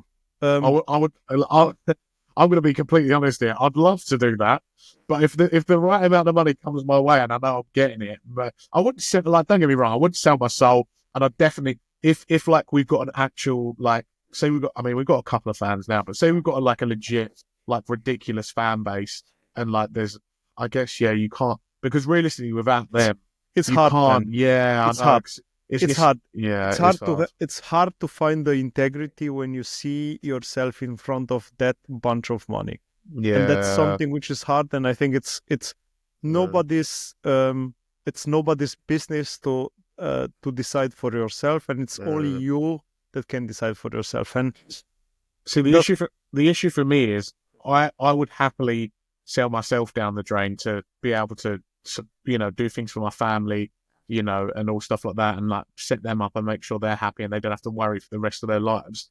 But I think what wouldn't sit with me is if I had to make that decision is letting my fans down, because realistically, I think every band understands it, or anything that you have, like, without your fans, you're nothing, and you need that to keep going. So, and how much, we want this dream and how much they can support us to do so, and to be able to give us our dream, to then let them down would be heartbreaking for me. So I sit here and I joke and say I would take it until that's in front of me. I do agree with you. I'm not going to say no, I wouldn't. I'm not going to say yes, I would. I absolutely don't know. I really don't know. And you'll never know. And you'll never know until that moment when you are in front of that offer. That's the only moment Yeah. when you know. You don't know until then. Well, you'll know if I've not accepted it, because I'll probably jump off the Empire State Building or something like that. So if I do say no, you'll know the next day. You'll definitely know the next day. So I'll be like, why the hell do I have so much integrity? And I'll be like, fuck this, I'm an idiot. I'm an idiot with integrity. But yeah. So before we move into the left side, Greg, I would, let's say this time I will play in time, if that's okay for you. Yeah. Go for it. Perfect. Cool. Perfect. So we're back, Greg. Man, thanks again for doing this. I do appreciate this. No, thank you very much for having me. I really appreciate enjoy it a lot. Man, we talk about how the band has shaped how you started with your music. Now let's talk about a bit about the future plans. Can you give us? You said that a new song is gonna come out. Can you tell us? I think it's out. It has been out already, right? Because we are recording. It is out. Yeah. Can you tell us a bit about the song? Yeah, our track that you played earlier. You're Exactly. right.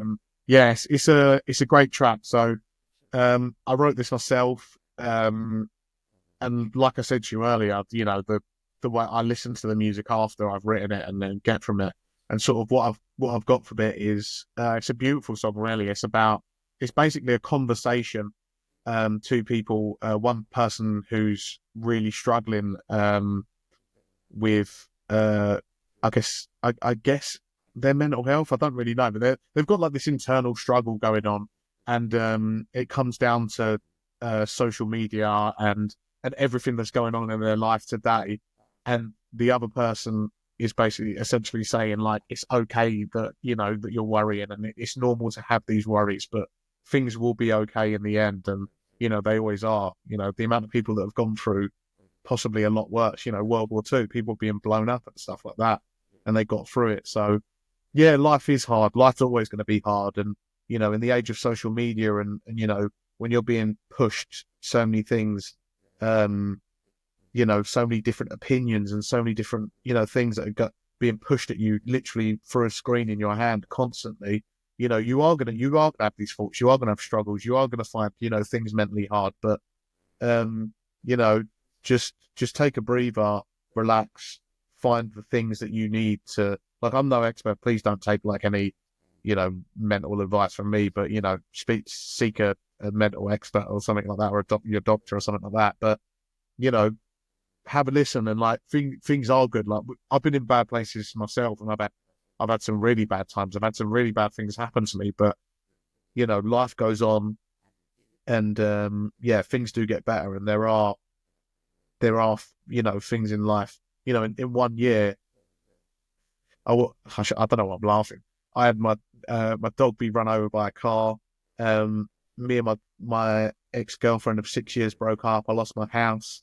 And, is it dark? Is it not great? Yeah, it's not great, but I'm a rock star. Do you know what I mean? Like, you get on with life. Like, these things happen. Like, at the time, yeah, it's the worst thing that ever happened to me. Like, especially for what happened to my dog, and I was sunk into a bit of a depression and that.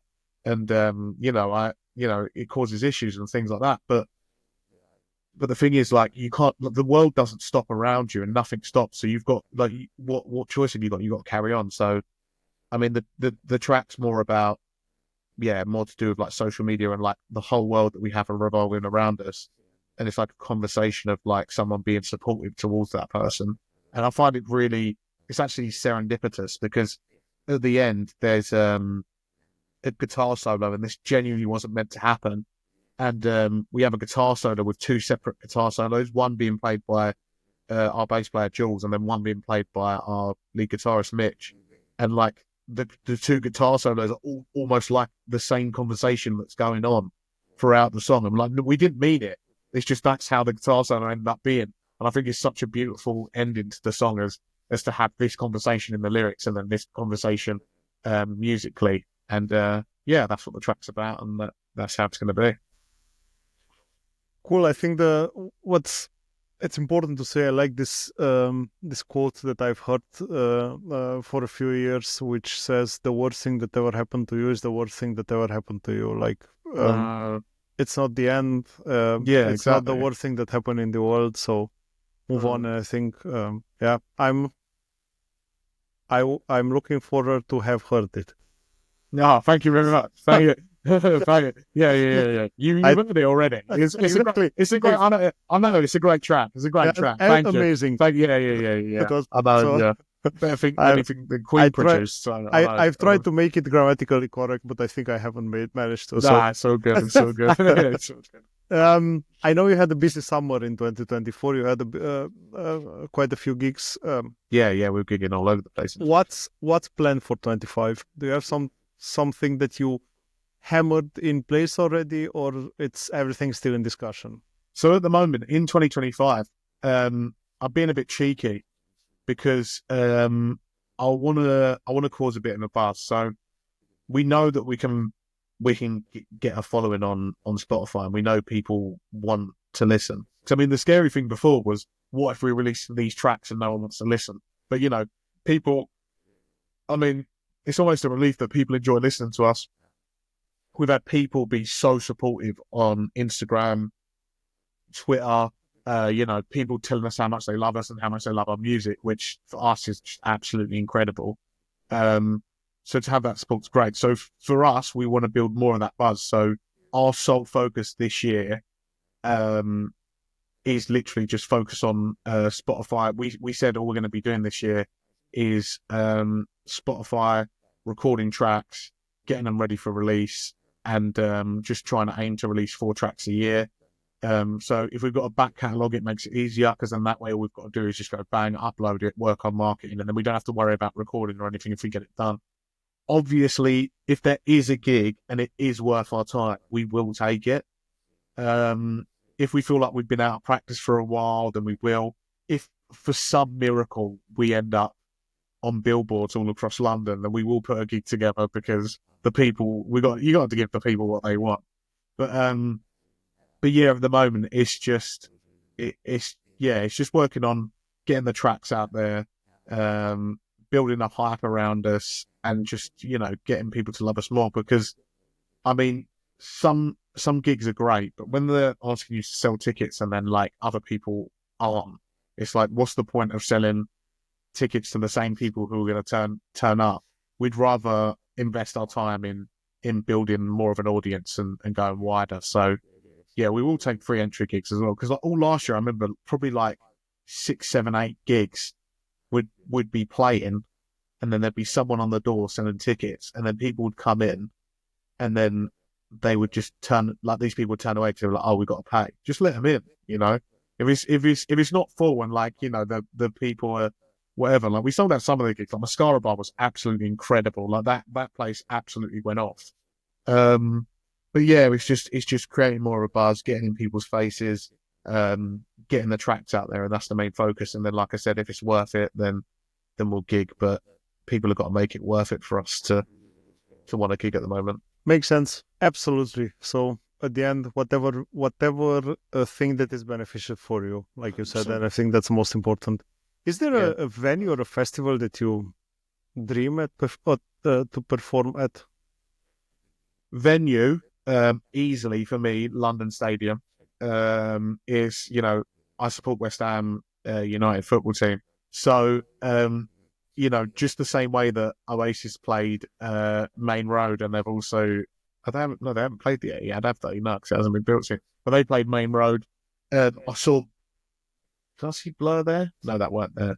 But you know, I know it's a stadium that can be converted, and you know, a team that that I enjoy watching. You know, I enjoy watching games of, like, me and my friends support, and me and the drummer Mason both support West Ham. So to be able to play that gig venue would be incredible. And as for a festival, I mean, there's so many that I do want to play. The one that I'm really wanting to play is, at the moment, is probably Community Festival. It's only like a weekend festival, but like some of my best memories and some of the best summers that I've ever had were community festival. I say Reading as well because again, the same reason. The best memories we've made. And then at community festival, I just remember like we'd always go to the 10 Pins, which is like I think it's an Arsenal fan pub, but it's like where everyone goes before community festival. Go there, grab some drinks, head down to the festival, go get some food, get more drinks, listen to like some of our favorite bands, like even some of the smaller indie bands that I used to love at the time. And so it wasn't even that long ago, probably like a couple of years ago as well. And like we'd always go there and just absolutely loved it. And like one of my friends who I don't even know how many years it is now, probably 2 or 3 years ago, he passed away.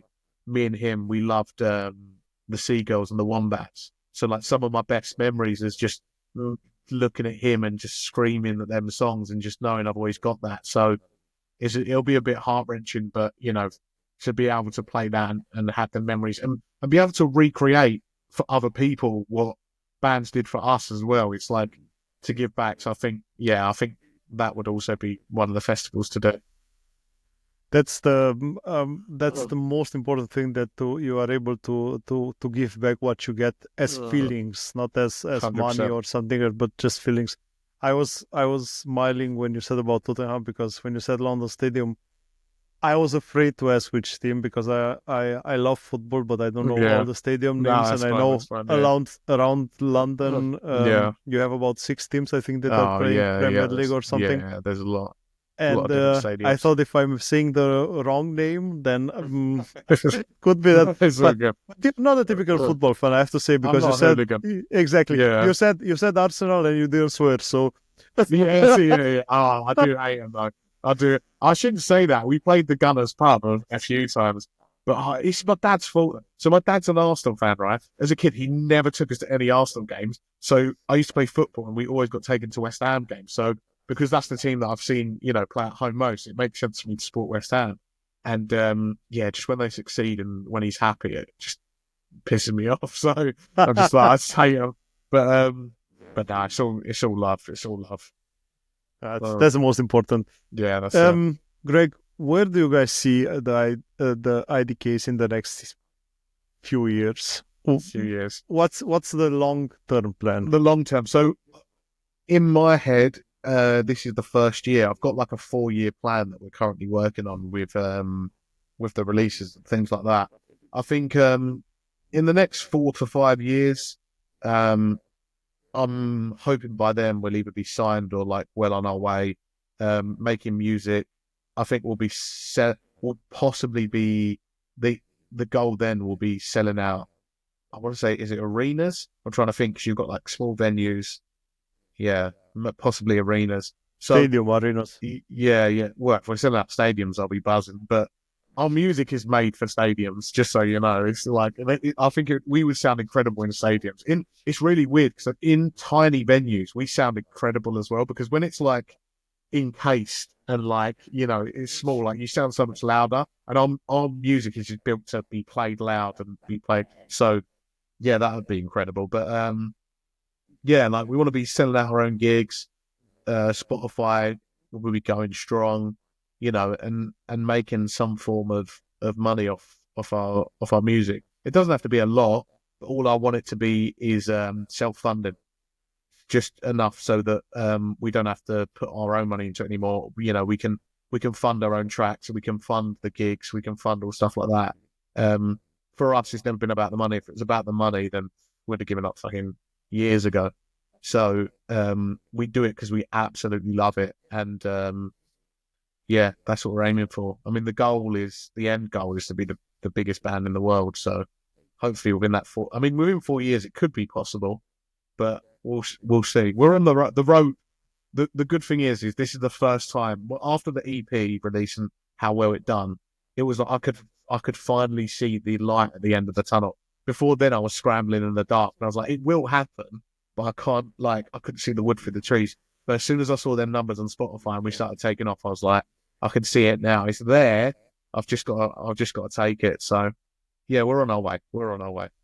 That sounds amazing, man. I hope it will be like that.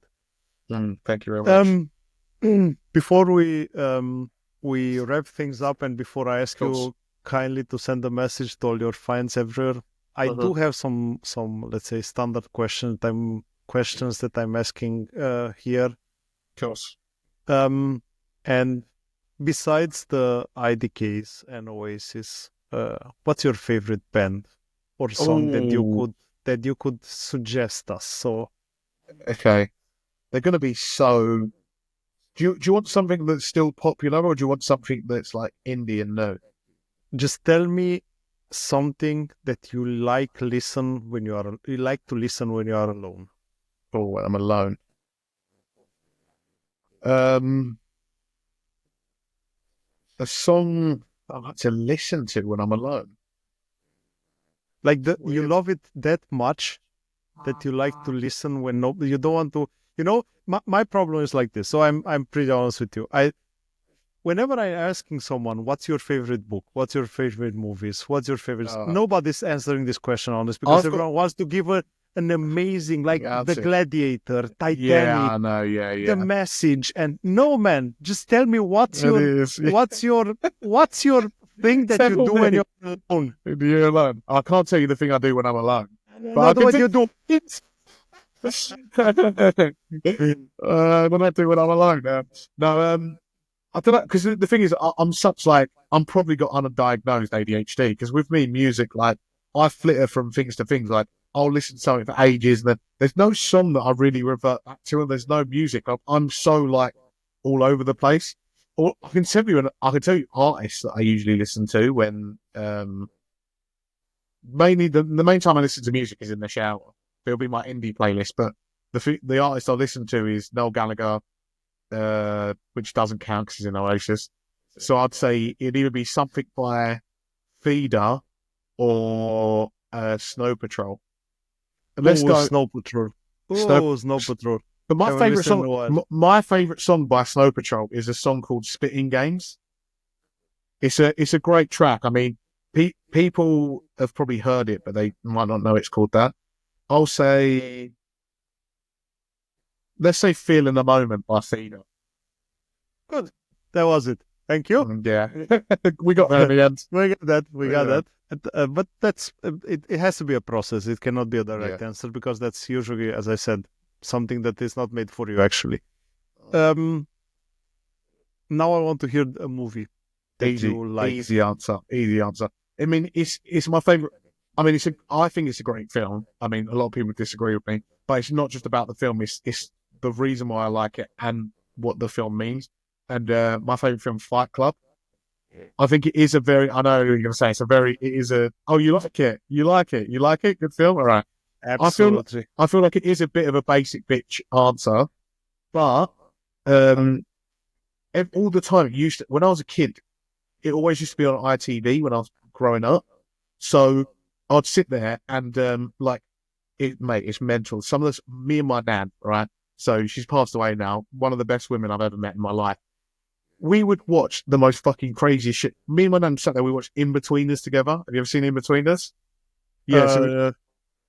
It's about the 4 kids who went to like secondary school and then or high school, and they would like just take the piss out of each other. But it's basically like imagine watching the American Pie but with your grandmother. They're the sort of shows I'd sit there and watch. My nan was like my best mate. Like it wasn't weird for us. It was just like, it was so funny. Like so we'd watch them sort of shows. So like when I was around there, like we'd all like it would always be on ITV2. And for some reason, I never ever. It'd be on so late, I'd always end up falling asleep before the ending. But like me and her used to always watch the craziest shows together. So that was one of the films that always used to be on that we'd watch. And then also the meaning behind it. I think like the deeper meaning of like there's just scenes in there where like this guy's like trying to control his life and like the whole point of having this, he's created this character. Well, spoiler alert, he's created this character and it's like. Fucking some of the film's probably older than me. I think everybody that wanted to see the movie. Yeah. Skip ahead if you don't want to know the ending of Fight Club. But it's just like he creates this character in his head because he wants to control his life, realizes he can't. And again, it's like I think it's so symbolic of today as well, where this guy's like he's talking about all the consumerism things that are controlling his life, and I think that's so prevalent today with everything that we buy. Like Jimmy Carr said, like everything that we own ends up owning us, and I think it's so true. And I think that movie proves it. But then the most beautiful thing in that movie, which is also a bit, well, it's not really messed up, but the whole point that Tyler Durden is putting across is that we are the ones that, like my favorite quote. Let me get this quote up because this for me. I had it on a poster as well. I think what's crazy, and I think that this is when I'm agreeing with Jimmy Carr when he said, okay, everything that we own owns us, and we are not able to use the technology. The technology is using us. Yeah, 100%. So painful to understand when you understand this. Yeah, 100%. I think that where's the? And I think until you are searching, I must say that the part that Edward Norton is doing in that movie is one of the best parts that I've seen in any movie. So honestly, like he's incredible in it. I think he plays it very well as well. I mean, they're both great actors. Brad Pitt usually plays Brad Pitt a bit, but he suits the role so well. Exactly. And he looks so cool in it as well. And I think anyhow, it's a movie that you have to see the second time. You have to see the second time. So after it's finished, you realize, oh, what I missed. What I have to restart. Yeah, how did I not miss? Yeah, to not be able to see that. Yeah, but the quote is, so you're not your job, you're not how much money you have in the bank, you're not the car you drive, you're not the contents of your wallet, you're not your fucking car keys, which is the like a type of trousers. You're the all singing, all dancing crap of the world. Which is just like, but for me, what I take from that is like that you can have all these things and you can have designer clothes, you can have a car, but it's the same thing, like when you're dead and buried, you're wearing the same thing that everyone else is, which is nothing, we're all the same. And the message in that film that like, I remember there's a scene where they get this guy and he's like really famous and really rich and he's very influential. And he's like, we're the guys who drive your car, we're the guys who wash your car, we're the guys who clean your toilets, we're the guys who serve you food. Like, if you genuinely think you're going to get away from it, you're not. And it's just so amazing that, and like, I think like it just goes so unrealized that we have so much more power in us than anyone can ever understand. And that, realistically tomorrow, like, because you got to think the army is just people like me and you, right? It's just like, well, maybe not like me because I'm a coward and them guys go out and fight wars. But what I'm saying is like they're people like us that, they have families and they have, that we all come from the same place essentially is what I'm saying. Like I've got friends who have been in the army and fought and stuff and realistically they are us, we are them. And if we wanted to flip the script any day, we could.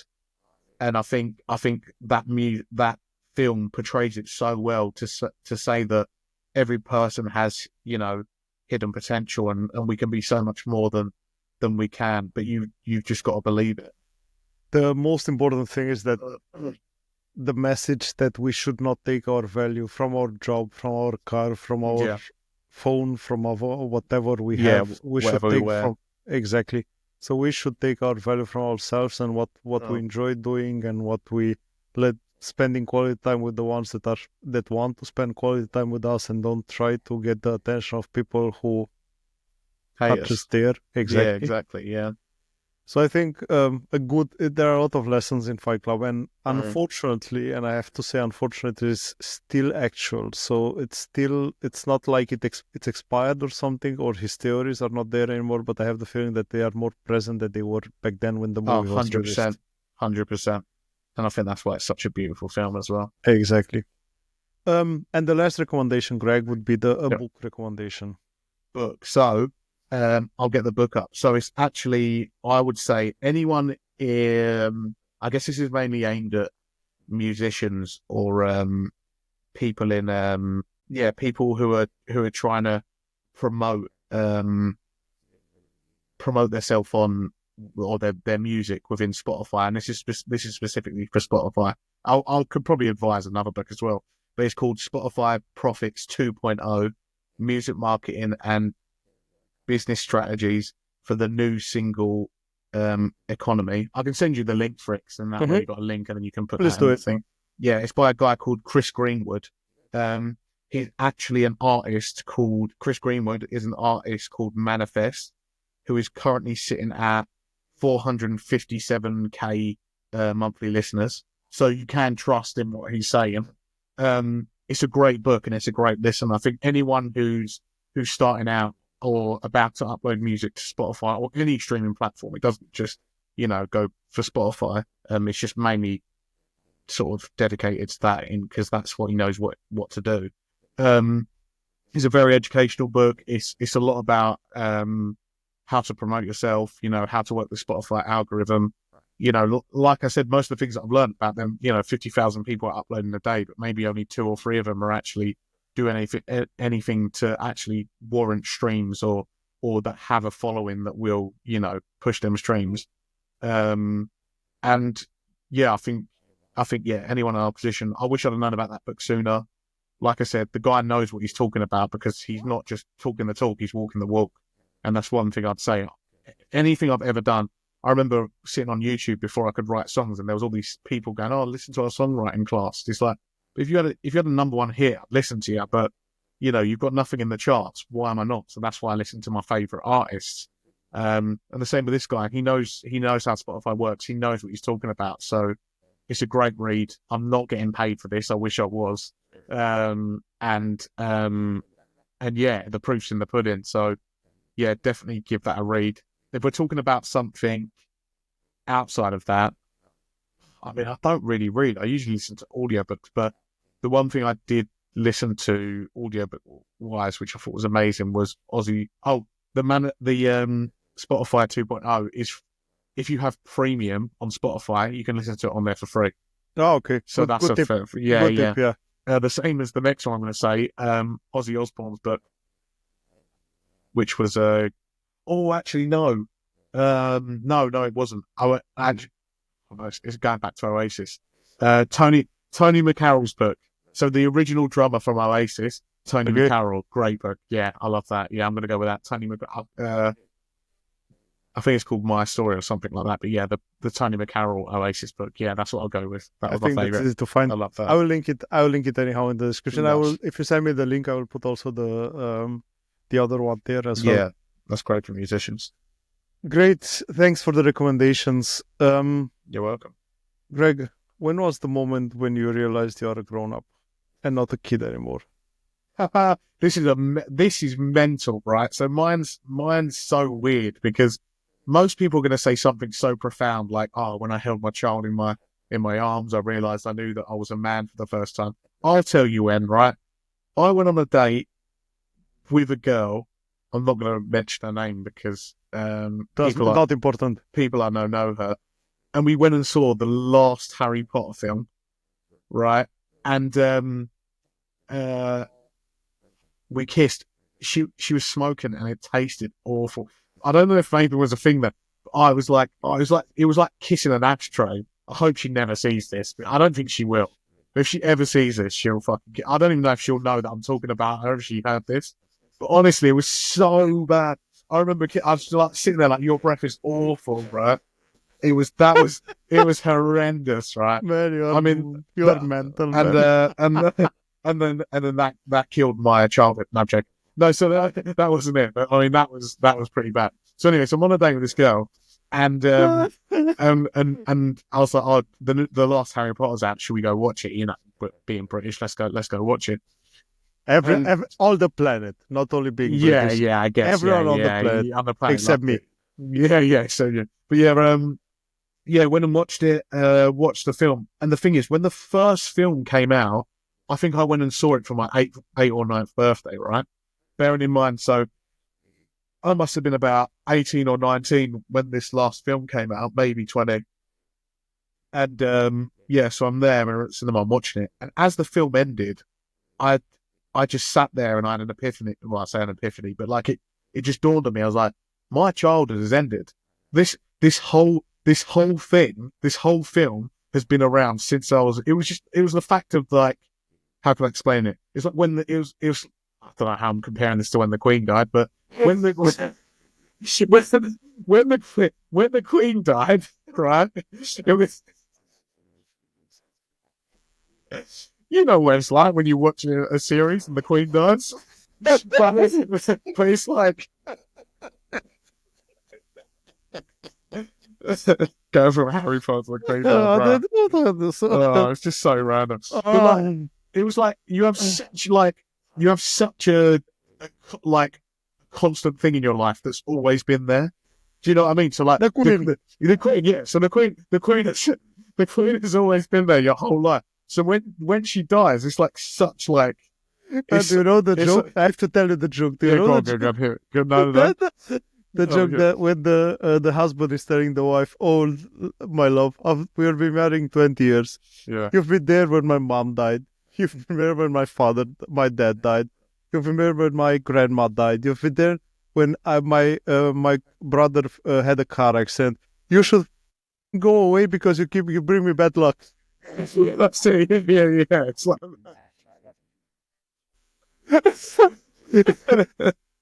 Oh, that's unreal. Yeah. So But please. yeah, no, it's true. Like it's true. It's like it was it's such a continuation in your life. Like for instance, the Queen's always been there. So when she died, it was weird because like throughout most people's life, they've never had a different monarch. Like my nan was there when not there, but she was alive when the Queen was ascended the throne. So for me, it was the last Harry Potter, and I'm sitting there thinking, oh, like this has been around for my whole childhood, and for some reason in my brain, this is ended. My childhood's ended. I'm an adult now, but even now though, I say that because I've got so many nieces and nephews. And then sometimes I'll look around, they'll be like, oh, we need an adult. And I was like, yeah, we need an adult. And I look around, I'm an adult now, and I fuck, I've got to deal with this. Like, you think that I forget, like, in my brain, I'm still like that 13, 14-year-old boy who just pisses about and wants to have a laugh with his mates. But I think yeah. I said it before in one of the episodes, but I like how when you're a child, you think that there's going to be another guy coming inside your brain, managing the thoughts and stuff like this. It changes. And at the end, nothing. No, nothing. It's nothing. It's the same guy. It's the same. But this is the thing that's so beautiful and made me realise, like, because I got to an older age and like, I sit there and I think, when I was a kid, I used to think, oh, I'll listen to that adult because they must know everything because they've been through life. I'll listen to that person, they must know everything, they've done it. And I get to an adult and go, you didn't know anything. You were just fucking winging it. Realistically, this is the thing, right? Even the most successful man in the world, right, doesn't have a clue what he's doing. He is winging it. Everyone is winging it. I've become, in the top 20% of all artists in the world, right? I am winging all of this. I don't have a clue. Like, mate, I won't be in the driver's seat, but the wheel's doing its own thing. Mate, you have to remember, you have to write a book someday about this. Oh, honestly, it's so... Get these things down because you'll forget them. Yeah, I know. But it's so true, though. It's like all your favourite bands winging it. They didn't have... Most of these people don't have a clue. Like, they'll be like, oh, this guy's such a revolutionary. He did this and he does... That guy probably doesn't even know he's doing it. He just does it because that's what he thought, oh, I'll try that out one time. It's like even it goes down to when I was writing songs or when I was playing guitar or anything, it was just me trying out new things. And I thought, this sounds amazing. And it's the only thing I've ever been good at. I played football, I've done everything. I'm shit at everything I do. I think the most important thing that nobody's saying is that you have to enjoy it. Doesn't matter what. 100%. You have when you enjoy it, it's you own it. It doesn't matter how it sounds, how what the others are saying. You own it when you enjoy it. That's it. It's like that famous quote, isn't it? It said like, do something that you love, like as a job, and then you never have to work a day of your life. Absolutely. It's just it's very cliche, but cliches are usually true. So what I realized, though, I'm thinking since a lot of time to start this podcast that I'm doing, and it took me a lot of decision making process and so on to start. At the end, you know what? I enjoy it. I do it. It's not perfect. No, you're good at it. To be fair, you're one of the better ones that I've been interviewed. I'd say definitely. Oh, thank you for that. Definitely. No, you're welcome. But I enjoy doing it. I like talking to people. I like knowing their stories. So at the end, let's see what comes out of it, because nobody knew how to do it before they start doing it. 100%. No, like I said, everyone's winging it. We're all winging it, and I love the pioneers in every domain. I love I love the Beatles, for example, because they started Yeah. something that nobody thought Yeah. it would. I love Queen Yeah, because Queen of were the same amazing. reason. I like the beginners of the stand-up. I like George Carlin. Yeah. I like all those guys who went into a field was not stepped in before, and I think that's the most important. But us doing the things that was done before, there's nothing special. Just Yeah. nobody has any idea how to actually. Yeah, Just do it. Just do it. Yeah, just 100%. Just do it, enjoy it, have fun, and then if it makes its way, then it does. If not, you still enjoyed yourself. You still had fun, and I think because it's the thing I've noticed. Like even my friends are like it. I've never been like it. Luckily enough, I'm quite. I guess it must just be my ADHD. When I enjoy something, I just plow into it. I'll do it. Like I wanted to snowboard one time, so I was like, sweet, I'm going to get lessons, and I just did it. Like another quote, I've watched too much.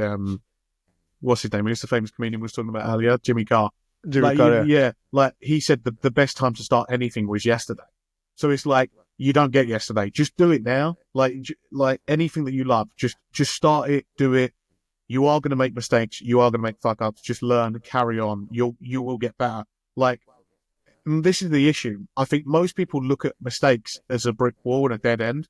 Whereas for me, and this is the thing about what I said earlier about you have to have a growth mindset. A mistake or an error or an issue is not a fuck up. It's a learning curve. I've seen a printed paper in my son's school that says a mistake means only that you tried. Yeah, 100%. And the best thing to do is this is the thing. Okay, sometimes you do learn from successes if you do things, but you're going to learn more from your mistakes. So get ready to make mistakes and just accept it. Like make that part of your journey. Like I've doing this, I've made so many mistakes. Like, all my friends and tons of people have told me what you think you want to be the biggest rock star and all this. Like people didn't even think I'd make it as far as I have now with smashing out the streams and the monthly listeners we got, but we got here, and again, that came with its mistakes. Band members leaving because I was terrible and stuff like that. But you learn. It's like, right, I've got to work on this. This is the learning curve, right? If I've gone wrong here and it's not working, what can I do? And don't blame everyone else. First thing you need to do is, what can I do? Because you have no control over anyone else. So anyone who blames other people will never be successful. Like flat out, that just won't happen because you have no control over other people. Look inside yourself. Saying, what can I do in this situation? And you will grow. You have to blame. When I say blame yourself, don't beat yourself up and stuff like that, but say, what can I do better? Learn, improve, and then, growth mindset is the best thing to be successful in anything. Ed Sheeran had a nice monologue that I've seen online, which he started saying that you learn nothing from success. Nothing. And that's absolutely true. You only learn from mistakes, not from success. I would slightly disagree with that. Because I get what you said, because you're succeeding, you know what to do, so you don't need to learn. But I would argue that if you are succeeding, then you need to continue to do the behaviours that are making you succeed. Don't get rid of them. That's the only reason I would say you still need to monitor success as well, but also mistakes. Just take on board and just learn from them. I think managing success is the hardest thing that you can do. Managing success. Yeah. Yeah. One last question. Yeah, go for it. I'm ready. What would be the message that you would like to give to your listeners that are just discovering the IDKs? Oh, they're just discovering this. Just enjoy it, really. Just enjoy it. Have fun. I hope you love it as much as we love making it. I mean, I'd love to say this is all for you, but it's not. It's mainly for us, if I'm being honest. But if you do join our journey, you do come along. I mean, you could ask the people that are already supporting us and the people that are already there and, on the socials that are sharing stuff and talking with us and messaging us. Like, we do appreciate it. One thing I will say we're not without is gratitude. Like, if people are here and they're enjoying it, then we're just so thankful. But mainly just enjoy it, enjoy the music, have a listen, and we're mainly there.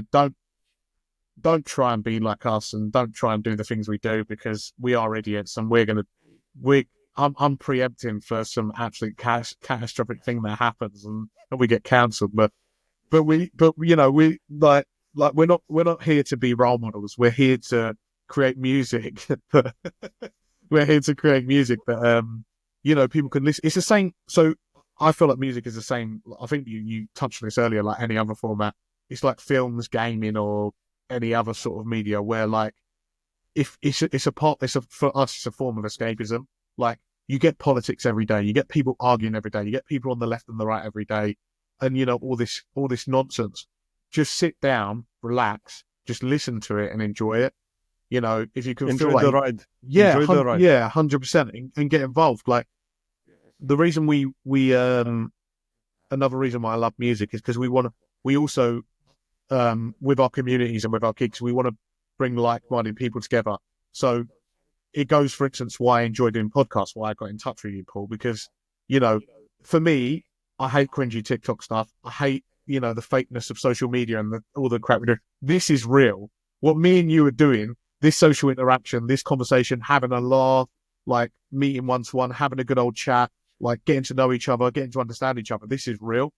And you get that at music festivals, you get that at gigs, and we want to recreate that. Like, one thing I loved about, I think it was somewhere called like Tea in the Pot, was there was like people who didn't have any friends to go to gigs with and stuff like that. It's like there was like Facebook groups, and there's like groups that they could join. They could meet friends who also wanted to go to, who had the same passion and the same love, and they could go there and do that. So eventually we want to push that, and we want to make that like an important and integral thing, because, yeah, mainly for me, like, I remember looking up at Liam Gallagher one time, listening to him sing Wonderwall, and I didn't care who was to the left and right of me. I'm arm in arm with two strangers listening to the music, and like, it's the fit, like, we've all got like this common joy together that we enjoy.